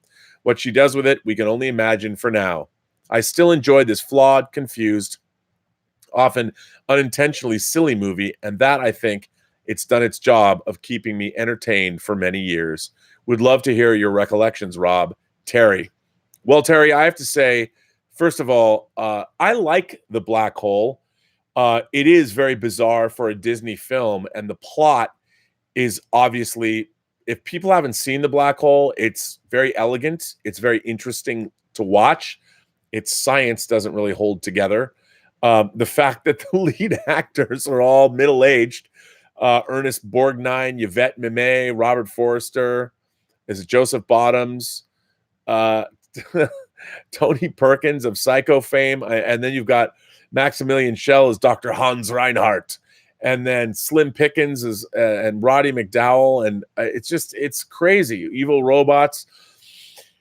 I look at the film, it's strange. When I looked at it now, and I looked at the disc when I got it a couple months back, and I really hadn't seen it till I bought that disc.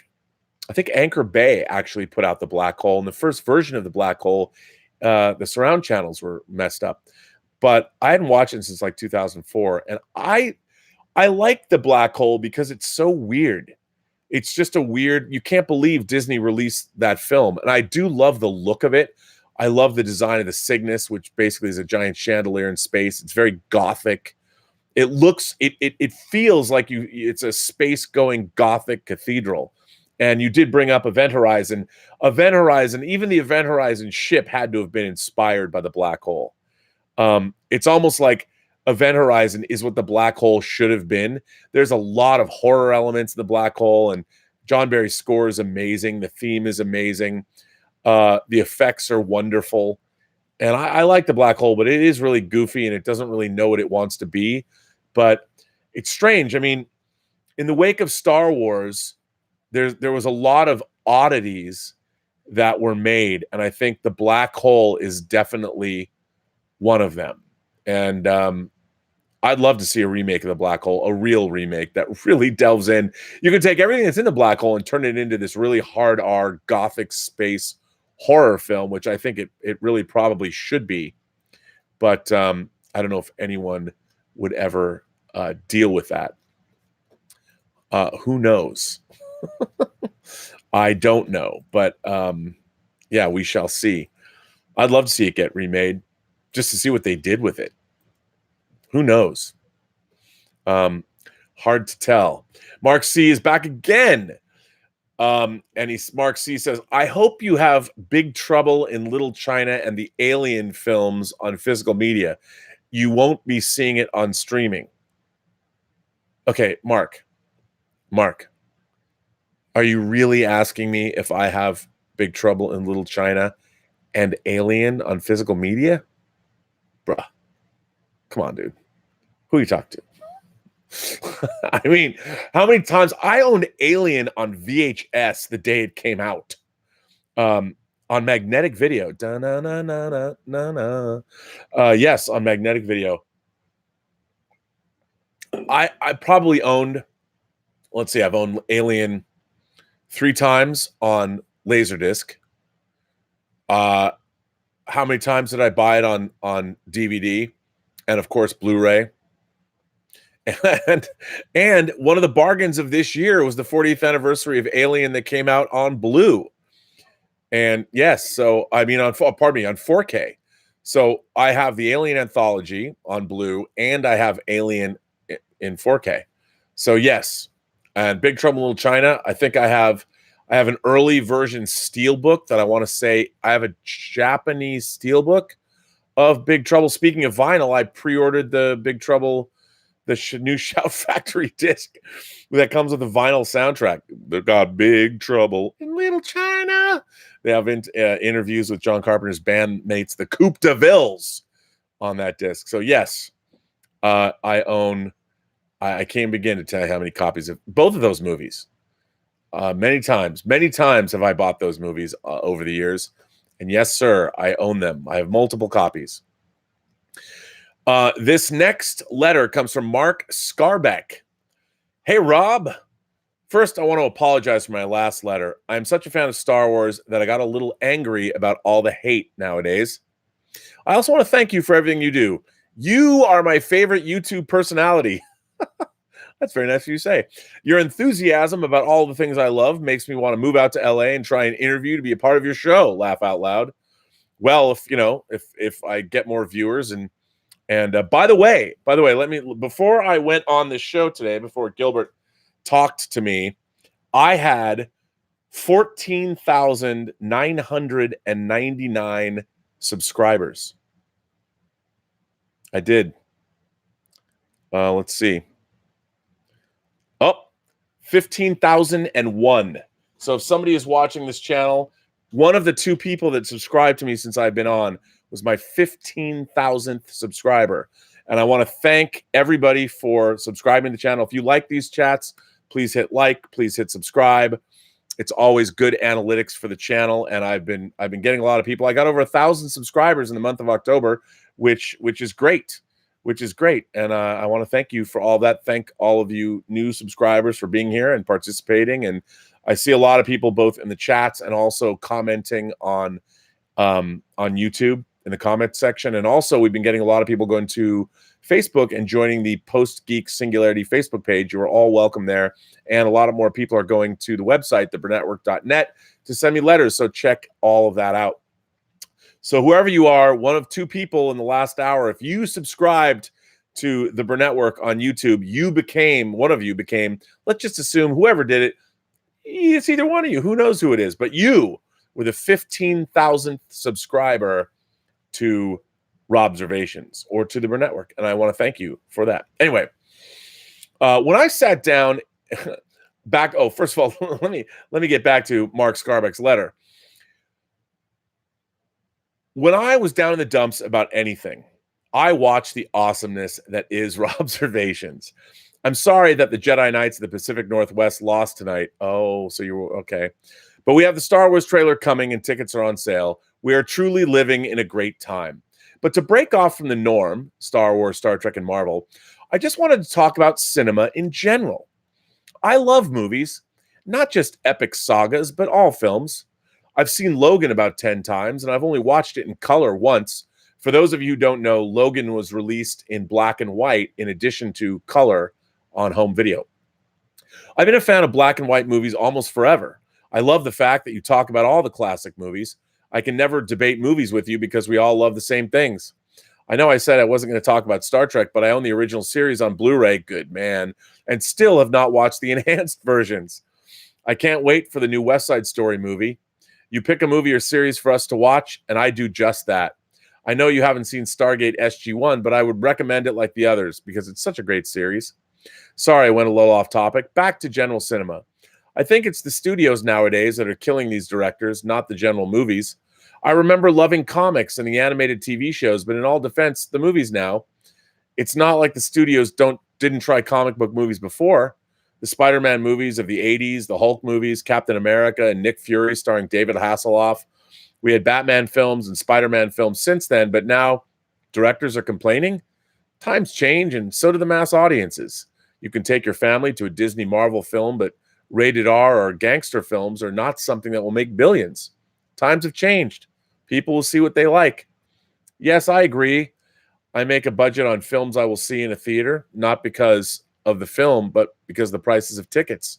If I could pay say, $8 to see a movie and like $12 or $18 on concessions, then I could see every movie I want in the theater. Sorry for the long letter.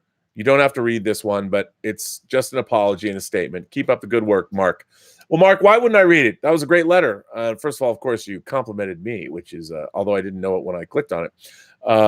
Thank you. I very much appreciate that. Very nice to hear.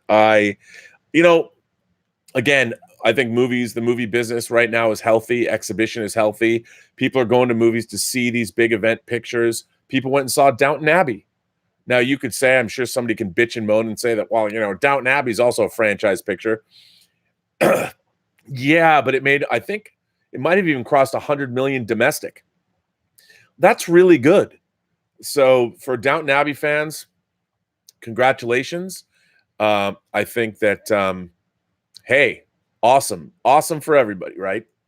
But thanks for the letter, and I'm glad you like classic movies. I like to hear you say you like black and white films too, because I don't understand why people don't like black and white movies. It's interesting. Anthony Gonzalez says, did you like the Tim Robbins film Mission to Mars? You know who directed that movie? Brian De Palma. Brian De Palma of Carrie fame, of Dress to Kill fame, of Scarface fame, Casualties of War fame. I have to tell you, yes, Mission to Mars has kind of a total 2001 bargain basement ripoff ending. But I'll watch anything that takes place in space. And there was Red Planet and Mission to Mars came out around the same time. I like Mission to Mars. As a matter of fact, that spacewalking sequence is actually really, really good. Connie Nielsen's in it. Talk about redheads. Showing. I'll watch anything she's in. Talk about a dreamboat. And how great is she in, let's face it, Devil's Advocate? You know what I'm saying? Mm-hmm. I like Mission to Mars. Is it a great movie? No. I think it's a respectable science fiction film. It is not the masterpiece that Ridley Scott's The Martian is. The extended version of The Martian could very well be my favorite movie of the last 10 years. The more I watch it, the more I love it. I swear to God, I want to get all the cast together and I want to make a movie just about the NASA team in that film. Donald Glover, everybody. I love that movie. So good. I love The Martian. But I did like Mission to Mars. And again, it's not great, but I think it's a respectable. If I was like 10 years old or 9 years old and I saw that movie, it would have been the greatest movie I'd ever seen. I loved the beginning. I do like the whole the alien civilization that seeded Earth.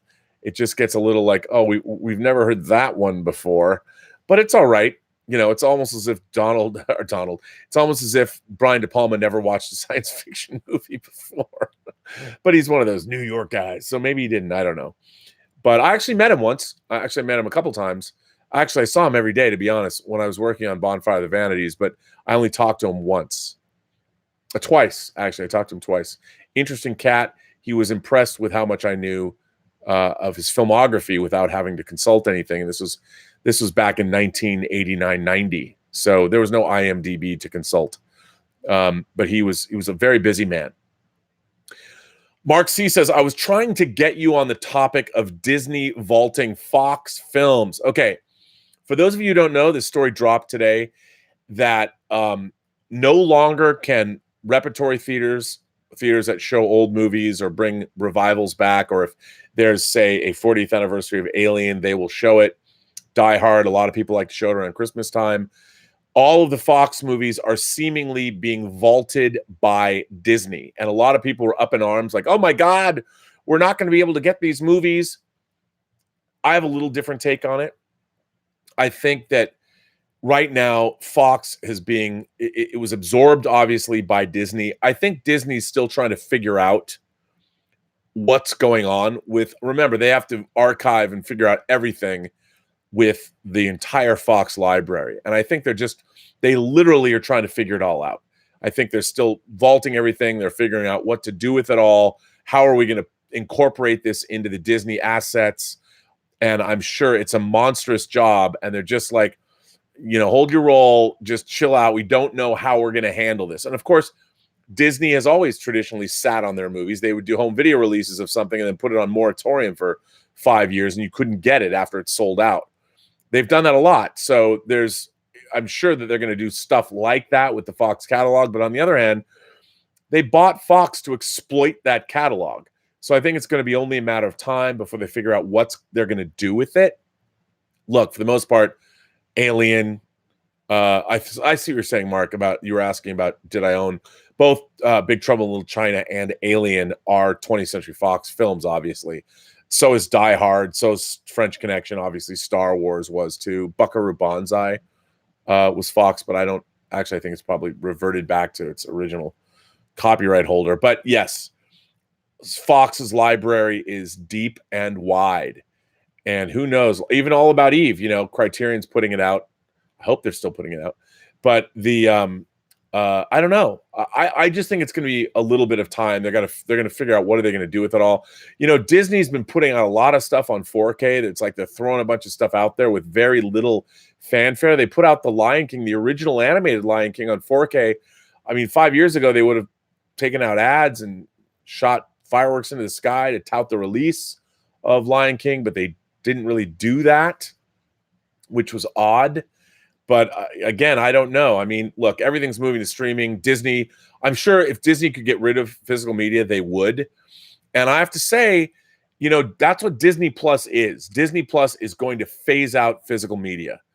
That's what they want you to go. All of our movies are here. We're no longer going to deal. I mean, it's a pain in the ass. They have to manufacture things. They have to ship things.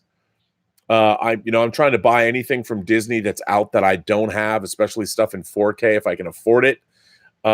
Because this is it. This is it. I think Disney is going to be one of the first studios that is out. And look, I understand people say to me that, well, what about rural America? There's a lot of people that are still running DVDs and they can't get cable and they don't have good internet connections. I understand, but the world is shifting. The universe is changing and people are going to get left behind. And I think that, I do think that Disney Plus is unfortunately a physical media killer, and it kind of bums me out, to be honest. This one comes from Christopher Cushman. Oh, greetings. I am the artist of several of the cutaway posters you recently mentioned in your episode about the new Picard series and what was wrong with Trek today, i.e. turbo shafts. I started in Trek working with David Kimball, the artist behind the motion picture cutaway. I don't suppose you have access to one of those original posters, the big ones, not the small ones, but the big ones. Maybe we could work out a deal. If you could get me one of those, I'll be your best friend, I swear. I would love to share with you more of my experiences, which includes DS9, TNG, Voyager, and First Contact. We share the same feelings about what Discovery did, what JJ did. I'd love to chat and talk about how important it was to get the details right and my feelings about how that's been trashed. Please feel free to give me a ring. Well, Christopher Cushman, I'm going to do, let me put this, I'm going to do just that, sir. Hang on, let me archive this. This is fantastic. If there's one thing I love, it's Star Trek cutaways. And that is an amazing thing to hear about. Wow. Thank you for reaching out. It's, I have to tell you, did I tell you? I don't know if I told you this. So, David Kimball painted a beautiful cutaway of the motion picture Enterprise, the refit Enterprise, that of course I can't really see it, but it's right up here. It's my favorite starship of all time. And when they redesigned the Enterprise, they really figured out where everything was. And it was a beautiful form and function. They really did a great job. And Kimball painted this beautiful, I want to say it came out at Christmas. Star Trek Motion Picture came out at Christmas. They had all this merchandise ready to go. And I want to say that, I don't remember where I got the poster, but it was one of my prized possessions. And I got that poster and I had it framed. And then they did one for Next Generation that was equally. I mean, I didn't love the Enterprise D as much as I love the original motion picture Enterprise, the refit Enterprise, but the cutaway was dope. And it was huge. It was also big. And when I first moved to California, I had them on a wall in my apartment. And there was an earthquake. The first year I lived here in 88, 89, there was an earthquake. And they were mounted. I wouldn't do it this way now if I had those and frame them now. But they were mounted on foam core. And because they were wide and they were long and they were fairly heavy, and they were mounted not with UV plexi, which is what I would do now, but they were mounted with glass. They both fell off the wall and they landed, and the glass cracked and ruined them. The glass just scratched up. And I was very, very, very, very sad. And that was back in 1988, 89. So I have not had that Kimball Cutaway Enterprise poster. And then they re-released it, but it was smaller. And I wanted the big one. So I'm giving you a call, son. Thanks for sending me that letter.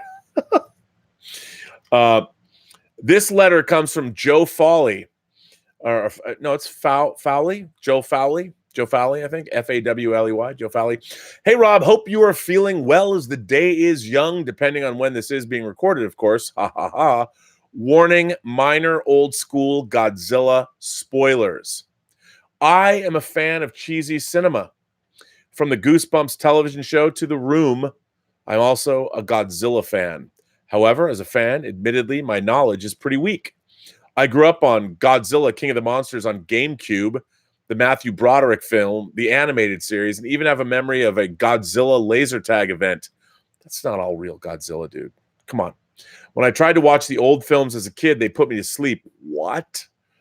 However, my interest in the old school Godzilla films has once again peaked after seeing a YouTube video focusing on Mecha Godzilla. As a kid, I thought the storyline behind Mecha Godzilla was simply the government building a contingency plan in case Godzilla ever turned evil. Shows how much I paid attention, because the story behind Mecha Godzilla is so much more deliciously zany. As it turns out, Mecha Godzilla is literally built over the skeleton of the now dead original Godzilla, which eventually leads to the soul of the original Godzilla intervening mid-battle. Beautiful. Simply beautiful. Storytelling like this brings a geeky tear to my eye, and I was wondering, in your humble opinion, where should I begin with the old school Godzilla films? P.S. I just ordered the comic Godzilla and the Half-Century War, and I cannot wait to read it. Joe Fawley, Mr. Joe Fawley, let me tell you, son, since you asked this question, how fortunate for you that Tuesday the 29th of October, the entire Showa Godzilla movies are released by Criterion on Blu-ray. That's correct, son. All of the Showa era. That takes us all the way up to, I think, right before Godzilla 1980. I think so. So we go from the 50s to the late 70s. And let me tell you, one thing that bums me out, my favorite Toho kaiju movie is actually Rodan. More than Godzilla. But in terms of my favorite movie, Rodan. If you guys haven't seen the original Rodan, it's scary. It's like a horror movie, and it's poignant, and ultimately it'll make you cry at the end. But you got to start with the original Godzilla, and don't watch the Raymond Burr American version. Watch the original Japanese version, which you can. Well, you can watch it all because Criterion is doing you right. That is this coming week, ladies and gentlemen. The Showa Godzilla movies are all coming out on one beautiful box set from Criterion. How exciting is that? Now, aside from Rodan, I've told everybody that everyone knows this. My favorite Godzilla movie was Godzilla versus Monster Zero, or the original title, Invasion of the Astro Monster. That is, of course, when the aliens from Planet 10 or Planet X, depending, decide, they come to Earth and they're like, listen, man, we got this Ghidorah problem. King Ghidorah is running rampant on our planet. Can we borrow Godzilla and Rodan and take care of our Ghidorah problem? Well, of course, they're lying. And the aliens from Planet X reprogram Godzilla and Rodan, and they send all three monsters to Earth until cooler heads prevail and Godzilla and Rodan snap out of it and save the Earth from King Ghidorah. And let me tell you, that movie has so much. It's got space aliens. It's got three giant monsters. It's just a delightful movie all the way around. It's got Nick Adams, the token American in a Japanese movie, and it's got really hot Japanese alien babes in weird black and silver suits that how can you not love them? And of course, the ultimate Godzilla villain that should be in every movie, the Controller. The Controller, ladies and gentlemen. And one of the great things about Godzilla movies that have aliens in them is that all the aliens look Japanese, which, as I've always often suspected, the Japanese are the coolest people on the planet Earth. And nothing other than 60s. You don't look no further than 60s Japanese Godzilla movies. Well, there were no other Godzilla movies, but look no further than 60s science fiction to understand that Japanese people are the coolest people in the world, as evidenced by all, whether you're watching The Mysterians, whether you're watching Gorath, the Green Slime. I mean, everything that was in 1960s Japanese science fiction movies proves that they are. Changed my mind. So there you go, Joe. Get those discs, report back. Everybody should get them all because I want them to sell a lot of copies. So they'll put all of the Godzilla movies out, all of the different continuities. Dean Mikitich is here. Hi, Rob and the Post-Geek Singularity. First of all, I'd like to say that I'm not a Star Wars fan. However, I enjoy the original trilogy and the prequels. As I've stated in the past, I found The Force Awakens to be a carbon copy of A New Hope, with everything turned up to 11. The Last Jedi is a visually stunning film, but the story is a hot mess, leaving no threads for The Rise of Skywalker to pick up and run with. On seeing the latest trailer for The Rise of Skywalker, it failed in its job. I found nothing interesting in it, no hints of what the story might be about. Just click on that link I put in the live chat, and you can have it all spoiled for you. It was all visuals and no substance. It did nothing to make me want to go and see this film. On top of that, everything we saw in this trailer, we've seen before in Star Wars or other franchises. Okay, ISD is not coming out of the water, but ice. But it's pretty much the same idea of the Enterprise coming out of the sea and into darkness. And like you, Rob, I hate that scene. Seeing the space horses running down the hull of a Star Destroyer was a bit of a what the F moment. But it reminded me more of seeing the cavalry charging in an old Western than something you would see in Star Wars. If anything, this trailer has told me that J.J. Abrams does not have a clue how to tie up the end of this saga. And maybe the rumor Doomcock reports that 75% plus reshoots could be true. I can tell you this. No movie is going to reshoot 75%. They don't have time. Remember, if they shot this movie for quite some time, they wouldn't reshoot 75% of it. They might have shot shots to be sprinkled through 75% of the movie, but they didn't reshoot 75% of the film itself. Now, with less than 2 months to go until the film comes out, I find it hard to believe they're doing 70% reshoots right now, 75%. It's true. However, we have known since the beginning of the year they've been reshooting and have been happening, and it's the current reshooting taking place could all add up to 75%. No, but they could be dropping reshoot stuff into 75% of the movie. That's what I think happened, but that could be a shot here and there. They didn't go reshoot whole sequences. You know, they might have had a few effect shots in, so 75% of the film could have been affected, but they didn't reshoot 75% of the movie. If this is the case, I don't think Disney is too worried about this film making a profit. Even if the fans did not turn out to see it, it's still going to make money as the, quote, normies will come out to see the last in the Skywalker saga. I'm sure the film will reach the $1 billion mark, but I don't think it will go much past that. As for the $1 billion mark, I don't think it is the target to aim for anyway, as most films are hitting that target these days. Well, Disney films are. And the $2 billion club seems to be the new target to beat. Yeah, but that's completely out of the realm of most films. However, saying that I do think Disney is worried about how this film will be accepted. If the film is no good, no problem. If the film is good, no problem. But if it's bad, it could kill Star Wars on the big screen for some time. We've already seen the effects of what The Last Jedi has had, sales down on toys, Solo being a flop, and Galaxy's Edge not doing well at all. It will also be, here's the thing about, I just want to say about all of the doomsaying that goes on various channels. Galaxy's Edge is not a separate park. You don't pay a separate admission. Sure, they have a lot of things. There's not a lot to do at Galaxy's Edge except spend more money. And you're not spending a little money. Everything you're spending, if you want a droid, it's a lot of money. If you want a lightsaber, it's $200. And there's not that much to do at Galaxy's Edge. There's only one ride.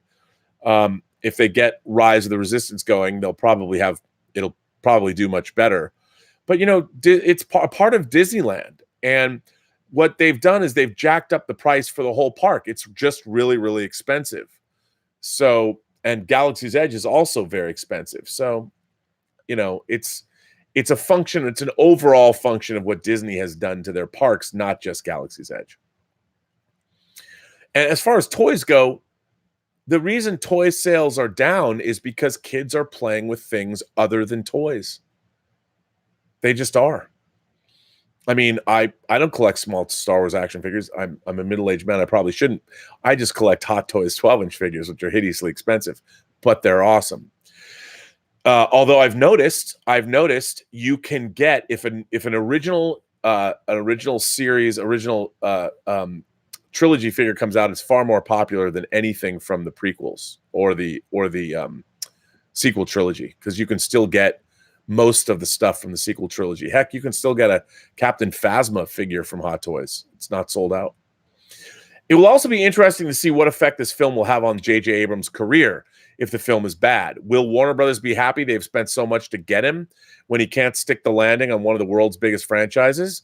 Will they still be willing to look at that spreadsheet that they would say, yes, he can make money, but in the process, he is not killing a beloved franchise or two? What do you and the Post-Geek Singularity think? Kind regards, Dean.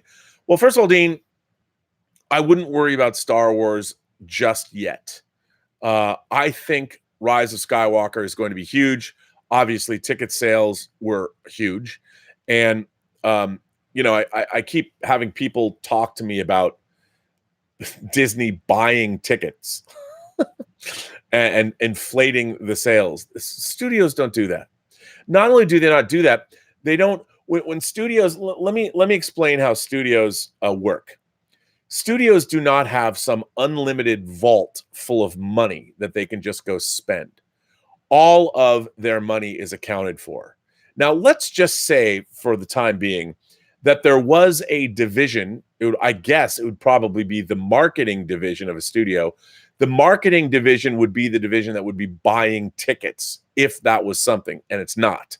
But if it was, they would have to figure out, you'd have to request that money. Somebody would have to send in a request. There would have to be purchase orders made. There would be a huge paper trail of tickets. If you were buying tickets, there'd be a paper trail from many different departments, because you need the money requisitioned from somewhere and then put somewhere. And there really isn't an apparatus, at least that I know of, at a studio to buy tickets. What would you put that under? It's not like you could hide that somewhere. If you start buying tickets, it gets very expensive very quickly. So a studio is not really set up to do something like that. And why would they? What people don't understand is, remember, the movie pundit space is not massive. I mean, yeah, there's a lot of people that watch these things, but the general population is going to go see this movie. They are excited. They're excited. The world is excited. It's a new Star Wars movie. People like that. The reason Solo didn't work was because it wasn't really Han Solo. We just saw Han Solo in Force Awakens. And I think that the real problem with the Solo movie, it was the same problem that I had with The Legends of the Lone Ranger when I was a kid, that starred Clinton Spilsbury as the Lone Ranger. I love the Lone Ranger TV show, but it was like, do we need this?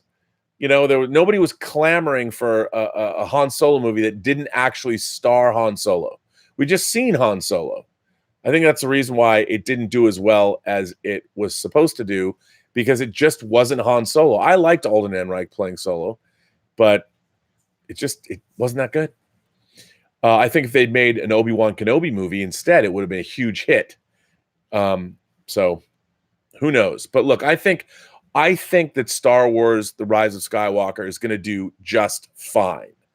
I think based on what we've seen, I'm the first one to say, hey, man, what's the story? There's no story that we're following that I'm interested in. I'll go see it, though.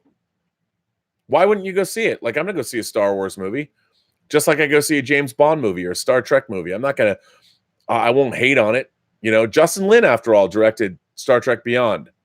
Why the alien swarms were defeated by a Beastie Boys song made me want to, spoon my eyeballs out. But still, won't you go see Star Wars? Everybody's going to go see Star Wars. Who doesn't want to see Star Wars?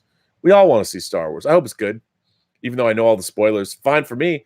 The spoilers, like, well, that sounds interesting. I'll go watch that. Cool. I'm down. Why not?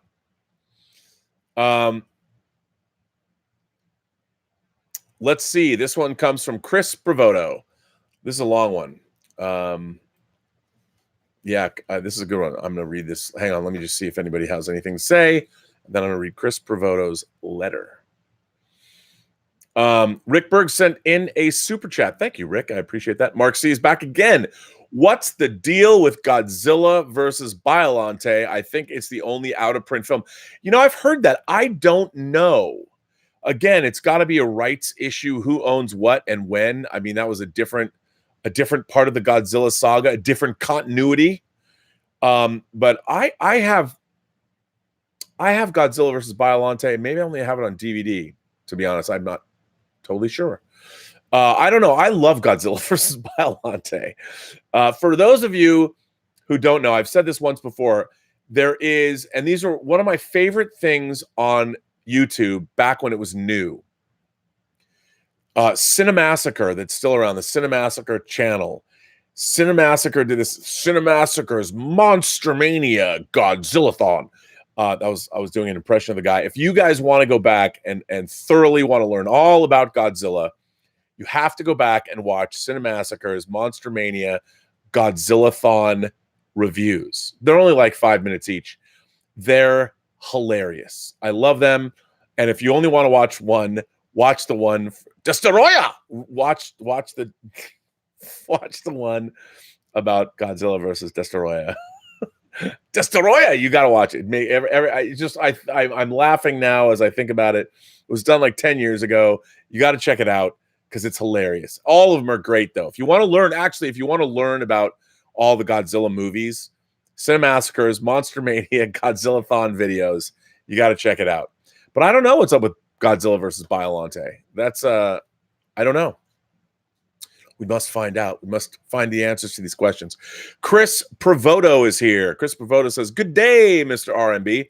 First, on my Vulcan and Andorian comment on Wednesday's show, it wasn't about you two not getting along, but about getting along over a common purpose, something that can be built upon for the future. A fandom alliance, in a way. You strike me more as the Vulcan side with calm logic. Geeks and Gamers is a bit quick to speak on many topics, but he's always a straight shooter without appearing to hide behind anything. I've been enjoying Geeks and Gamers for a year now, while being introduced to you via the John Campea show. As I'm a Super Chat supporter to both your shows, it's a path to continue having a dialogue that hopefully will build into something that can become more with time from two passionate YouTubers. Tell that to John. Now, my main point for today, this Star Wars trailer. Like many on Monday, I first saw this on YouTube since the family wanted yakiniku, Japanese dish where you cook it yourself. I love that. Like gaikaku.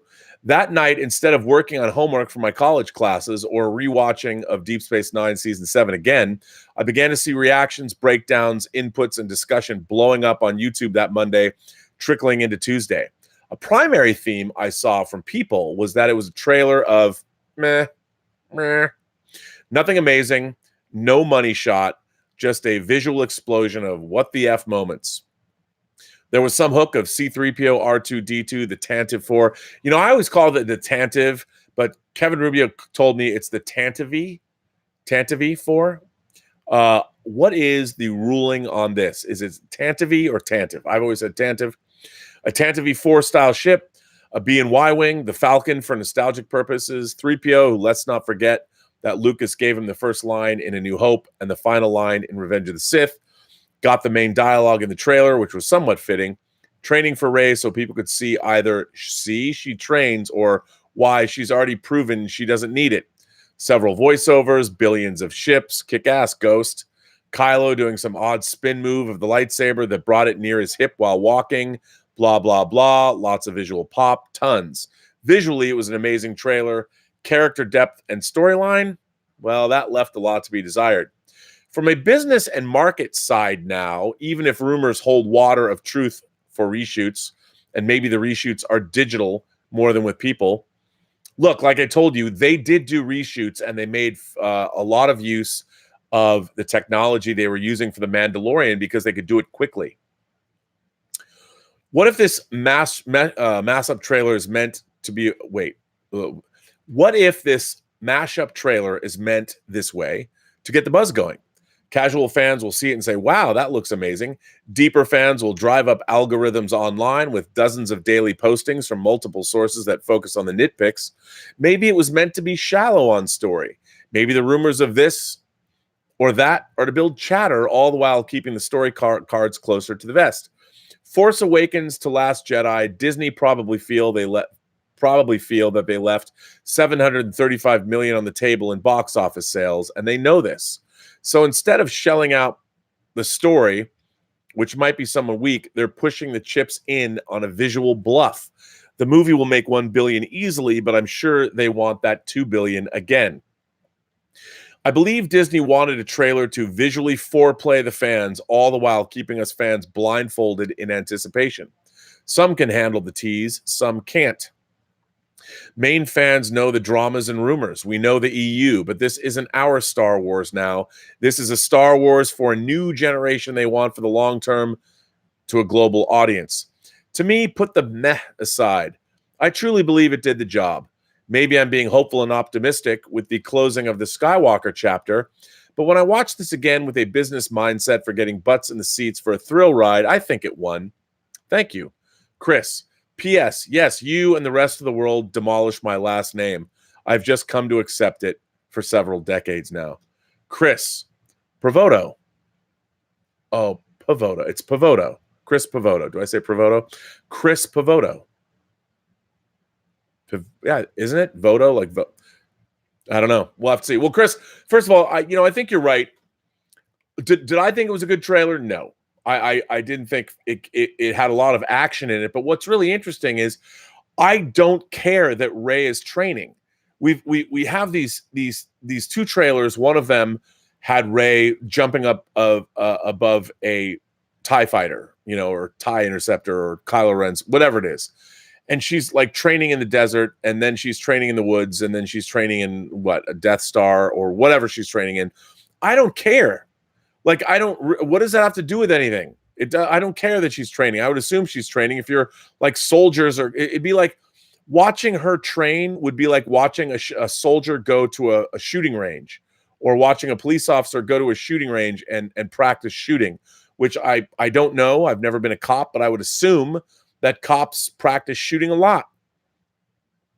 And so why wouldn't a Jedi train? So watching a Jedi train to me is what does that have to do with anything? To be honest, if no one's training her, maybe Leia is. If you don't, maybe we'll figure that out. I know JJ doesn't want to admit anything, but I'm just like, I don't know intellectually why should I be excited about, other than the fact that it's Star Wars.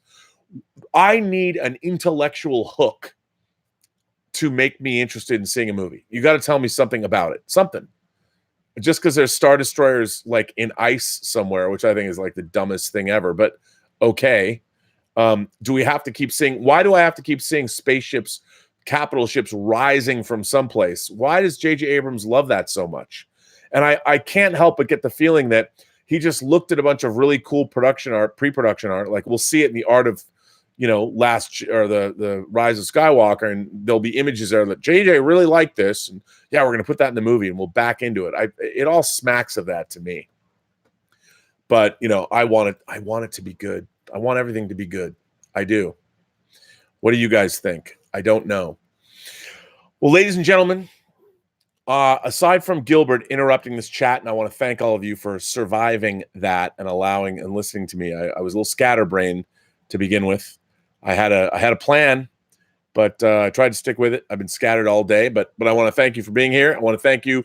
One of my watchers or subscribers became my 15,000th subscriber. Now, my channel, it's only been around really like this for this year. So I want to thank everybody who supported the channel. I want to thank my moderators, of course, Jordy54, Jordy Lyons, our new moderator, and Lewis Yu. We got 2 new moderators. I hope they've done right by you. I'll have to get a review of them later. I'm watching closely like a hawk. No, it's great to have them here. It's also great to have the Sheriff of Nottingham, Terry, who's actually in Nottingham, and Greg Smith, who's dressed as Doctor Strange at the Jet City Comic-Con, so he wasn't here today. Then, of course, we've got Detective Jim, who oversees all. And, I shouldn't be talking about believing in recreational drug use when one of my moderators is a former detective. Shouldn't say that. I don't do drugs now. I like to drink, but I haven't done drugs in a long time, Jim. So anyway, and I also want to thank Mike Bodden, the Honorable Mayor Mike Bodden, who's fighting for his political life to become to get elected his second term for the mayor of Riverdale, Iowa. And everybody, I want to thank you for supporting the channel via super chats or signing up at the website or just sending me letters at theburnettwork.net or commenting. It's great. This community that we're building, it gets bigger all the time. If you are new here, you're a new subscriber, please go to the Facebook page, the Post-Geek Singularity Facebook page. Ask to join up. The Post-Geek Singularity Facebook page is an ongoing, it's like a geeky conversation. People just keep posting things, new stuff, and talking about everything geek. It's great, whether it's the Richard posting music videos. By the way, I recently posted a video of one of my favorite Cure songs, A Forest from 92. It's like a 15-minute version of the song. It's awesome. Everybody should look at that, play it. It's epic. But join that, and again, go to the website, send me letters. I'm still nowhere near. I got like 2 Willow Yang letters. 2. And one of them, Willow Yang writes about why she likes reserved seating in movies. And I think, you know what, people, why don't I read Willow Yang's letter about why she likes reserved seating in movies? Why don't I take us all out? Why don't I allow Willow to take us all out? Because who doesn't love Willow Yang's letters? I got to take a glass of water here, but I'm going to read it. Willow Yang, and she's about to tell us why she likes reserved seating in movie theaters. Greetings, Rob. A forewarning. This is a bit of a rant. You've recently on your show, Robservations number 258, read a letter from someone expressing their grievances toward assigned seating. I can't resist. I just want to defend assigned seating and why it has improved the movie-going experience for me. Of course, I fully respect the opinions of the letter writer. I'm glad to hear a perspective that's different from mine, and I do think that they have some very valid concerns. I would, however, like to push back a bit on the notion that showing up to a theater early in order to get a good seat is part of the proper movie-going experience. Does anyone still wait several weeks for snail mail instead of picking up the phone or writing an email because that used to be part of the communication experience? Does anybody sit still on a boat for several months to get from one continent to the next instead of boarding a plane because they used to be part of the travel experience? Okay, I'm being a little facetious here, but you get my point. Oh, now Tallulah's going to bark. I just feel people...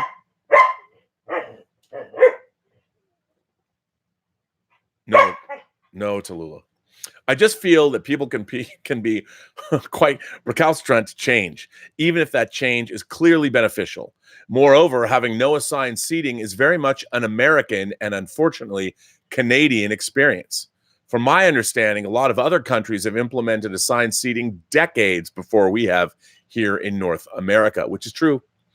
I have heard more than a few personal anecdotes of bad experiences with assigned seating, and I do understand the frustrations that other people have expressed. But do you know what else sucks? Having to sit in the front row with my head tilted backwards for 2.5 hours during Les Miserables and feeling like I'm about to throw up because the irresponsible douchebag who had my ticket showed up late. I took one bus, one SkyTrain, waited outside the theater for over a half an hour, only to have a shitty experience like this. And it isn't just an issue of not entrusting someone to buy my ticket either. For me, part of the magic of the theater-going experience is in its communality. I want to be able to share the moment with my friends, to be able to sit beside them and see their reactions to something epic that's happening on the screen. Unfortunately, the lack of assigned seating has often made this difficult. It's hard to gauge how crowded a theater will be and hence how early to show up. I hardly ever go to a big blockbuster on the opening weekend because I know that the theater will be jam-packed. However, even after waiting a couple of weeks, quite often we still encounter problems with finding decent seats where several of us can sit together. I went to the first Hobbit movie and The Force Awakens with my friends 2 or 3 weeks after the movies had been released. And on both occasions, we still weren't able to sit as a group because almost all of the seats were already taken. We had to watch the movie in separate parts of the theater. The current cost of tickets at Cineplex, which is currently the only theater chain near Vancouver, is $14. And that's not accounting for 3D, which the horrid company is always trying to force onto the customers. If I'm paying over $14 for a ticket, I expect at least a decent experience. The theater nearest to me is Burnaby, which is a 30-minute bus ride away, and I don't drive. That's about an hour round trip. Of course, the piece of shit Cineplex always plays about 30 minutes of shampoo and cereal commercials in front of a movie. Well, that's god-awful. Add in entering the theater at least half an hour early in order to get a decent seat where I'm not going to get vertigo from staring up the screen with my head tilted back, and you're looking at easily 2 extra hours of time being spent to watch a movie theatrically. Pardon my language, but that's just fucking bullshit in my opinion. For the amount of time that I've expended going to the theater, I could have probably watched 2 movies at home for half the price. My apologies for this rant. I hope that I don't come across as attacking anyone who didn't have a good experience with assigned seating. I do really appreciate people coming forward to present alternative points of view that I might not have considered. I just want to give the reasons as to why I'm personally a passionate advocate for assigned seating, which I think is the best thing to happen since sliced bread. I can once again trust someone to buy my tickets for me without fearing they'd show up late. I can sit together with my friends and share the viewing experience with them during the increasingly rare number of occasions that we're able to meet up. I can save a decent chunk of my time and not have to sit inside a dark room for an hour waiting for the movie to play. Yes, there are definitely outstanding issues, and I do hope that theaters will look into them and try and resolve them further down the road. But overall, I see assigned seating as the right step in making the movie-going experience more positive for the audience and keeping theaters alive in the years to come. Best regards, Willow. Golf clap, Willow. That was amazing. I like your rants. I hope I put a little dramatic spin on it that you appreciated. But ladies and gentlemen, that brings an end to this episode of Robservations, episode number 260. By God, I want to say thank you all for being here. And I want to say, remember, every person you meet has a story to tell that you have yet to hear. All you have to do is listen. And with that, I will tell you, I will be back tomorrow. Go Hawks. And we will see what we will see. Ladies and gentlemen, as always, have a better day.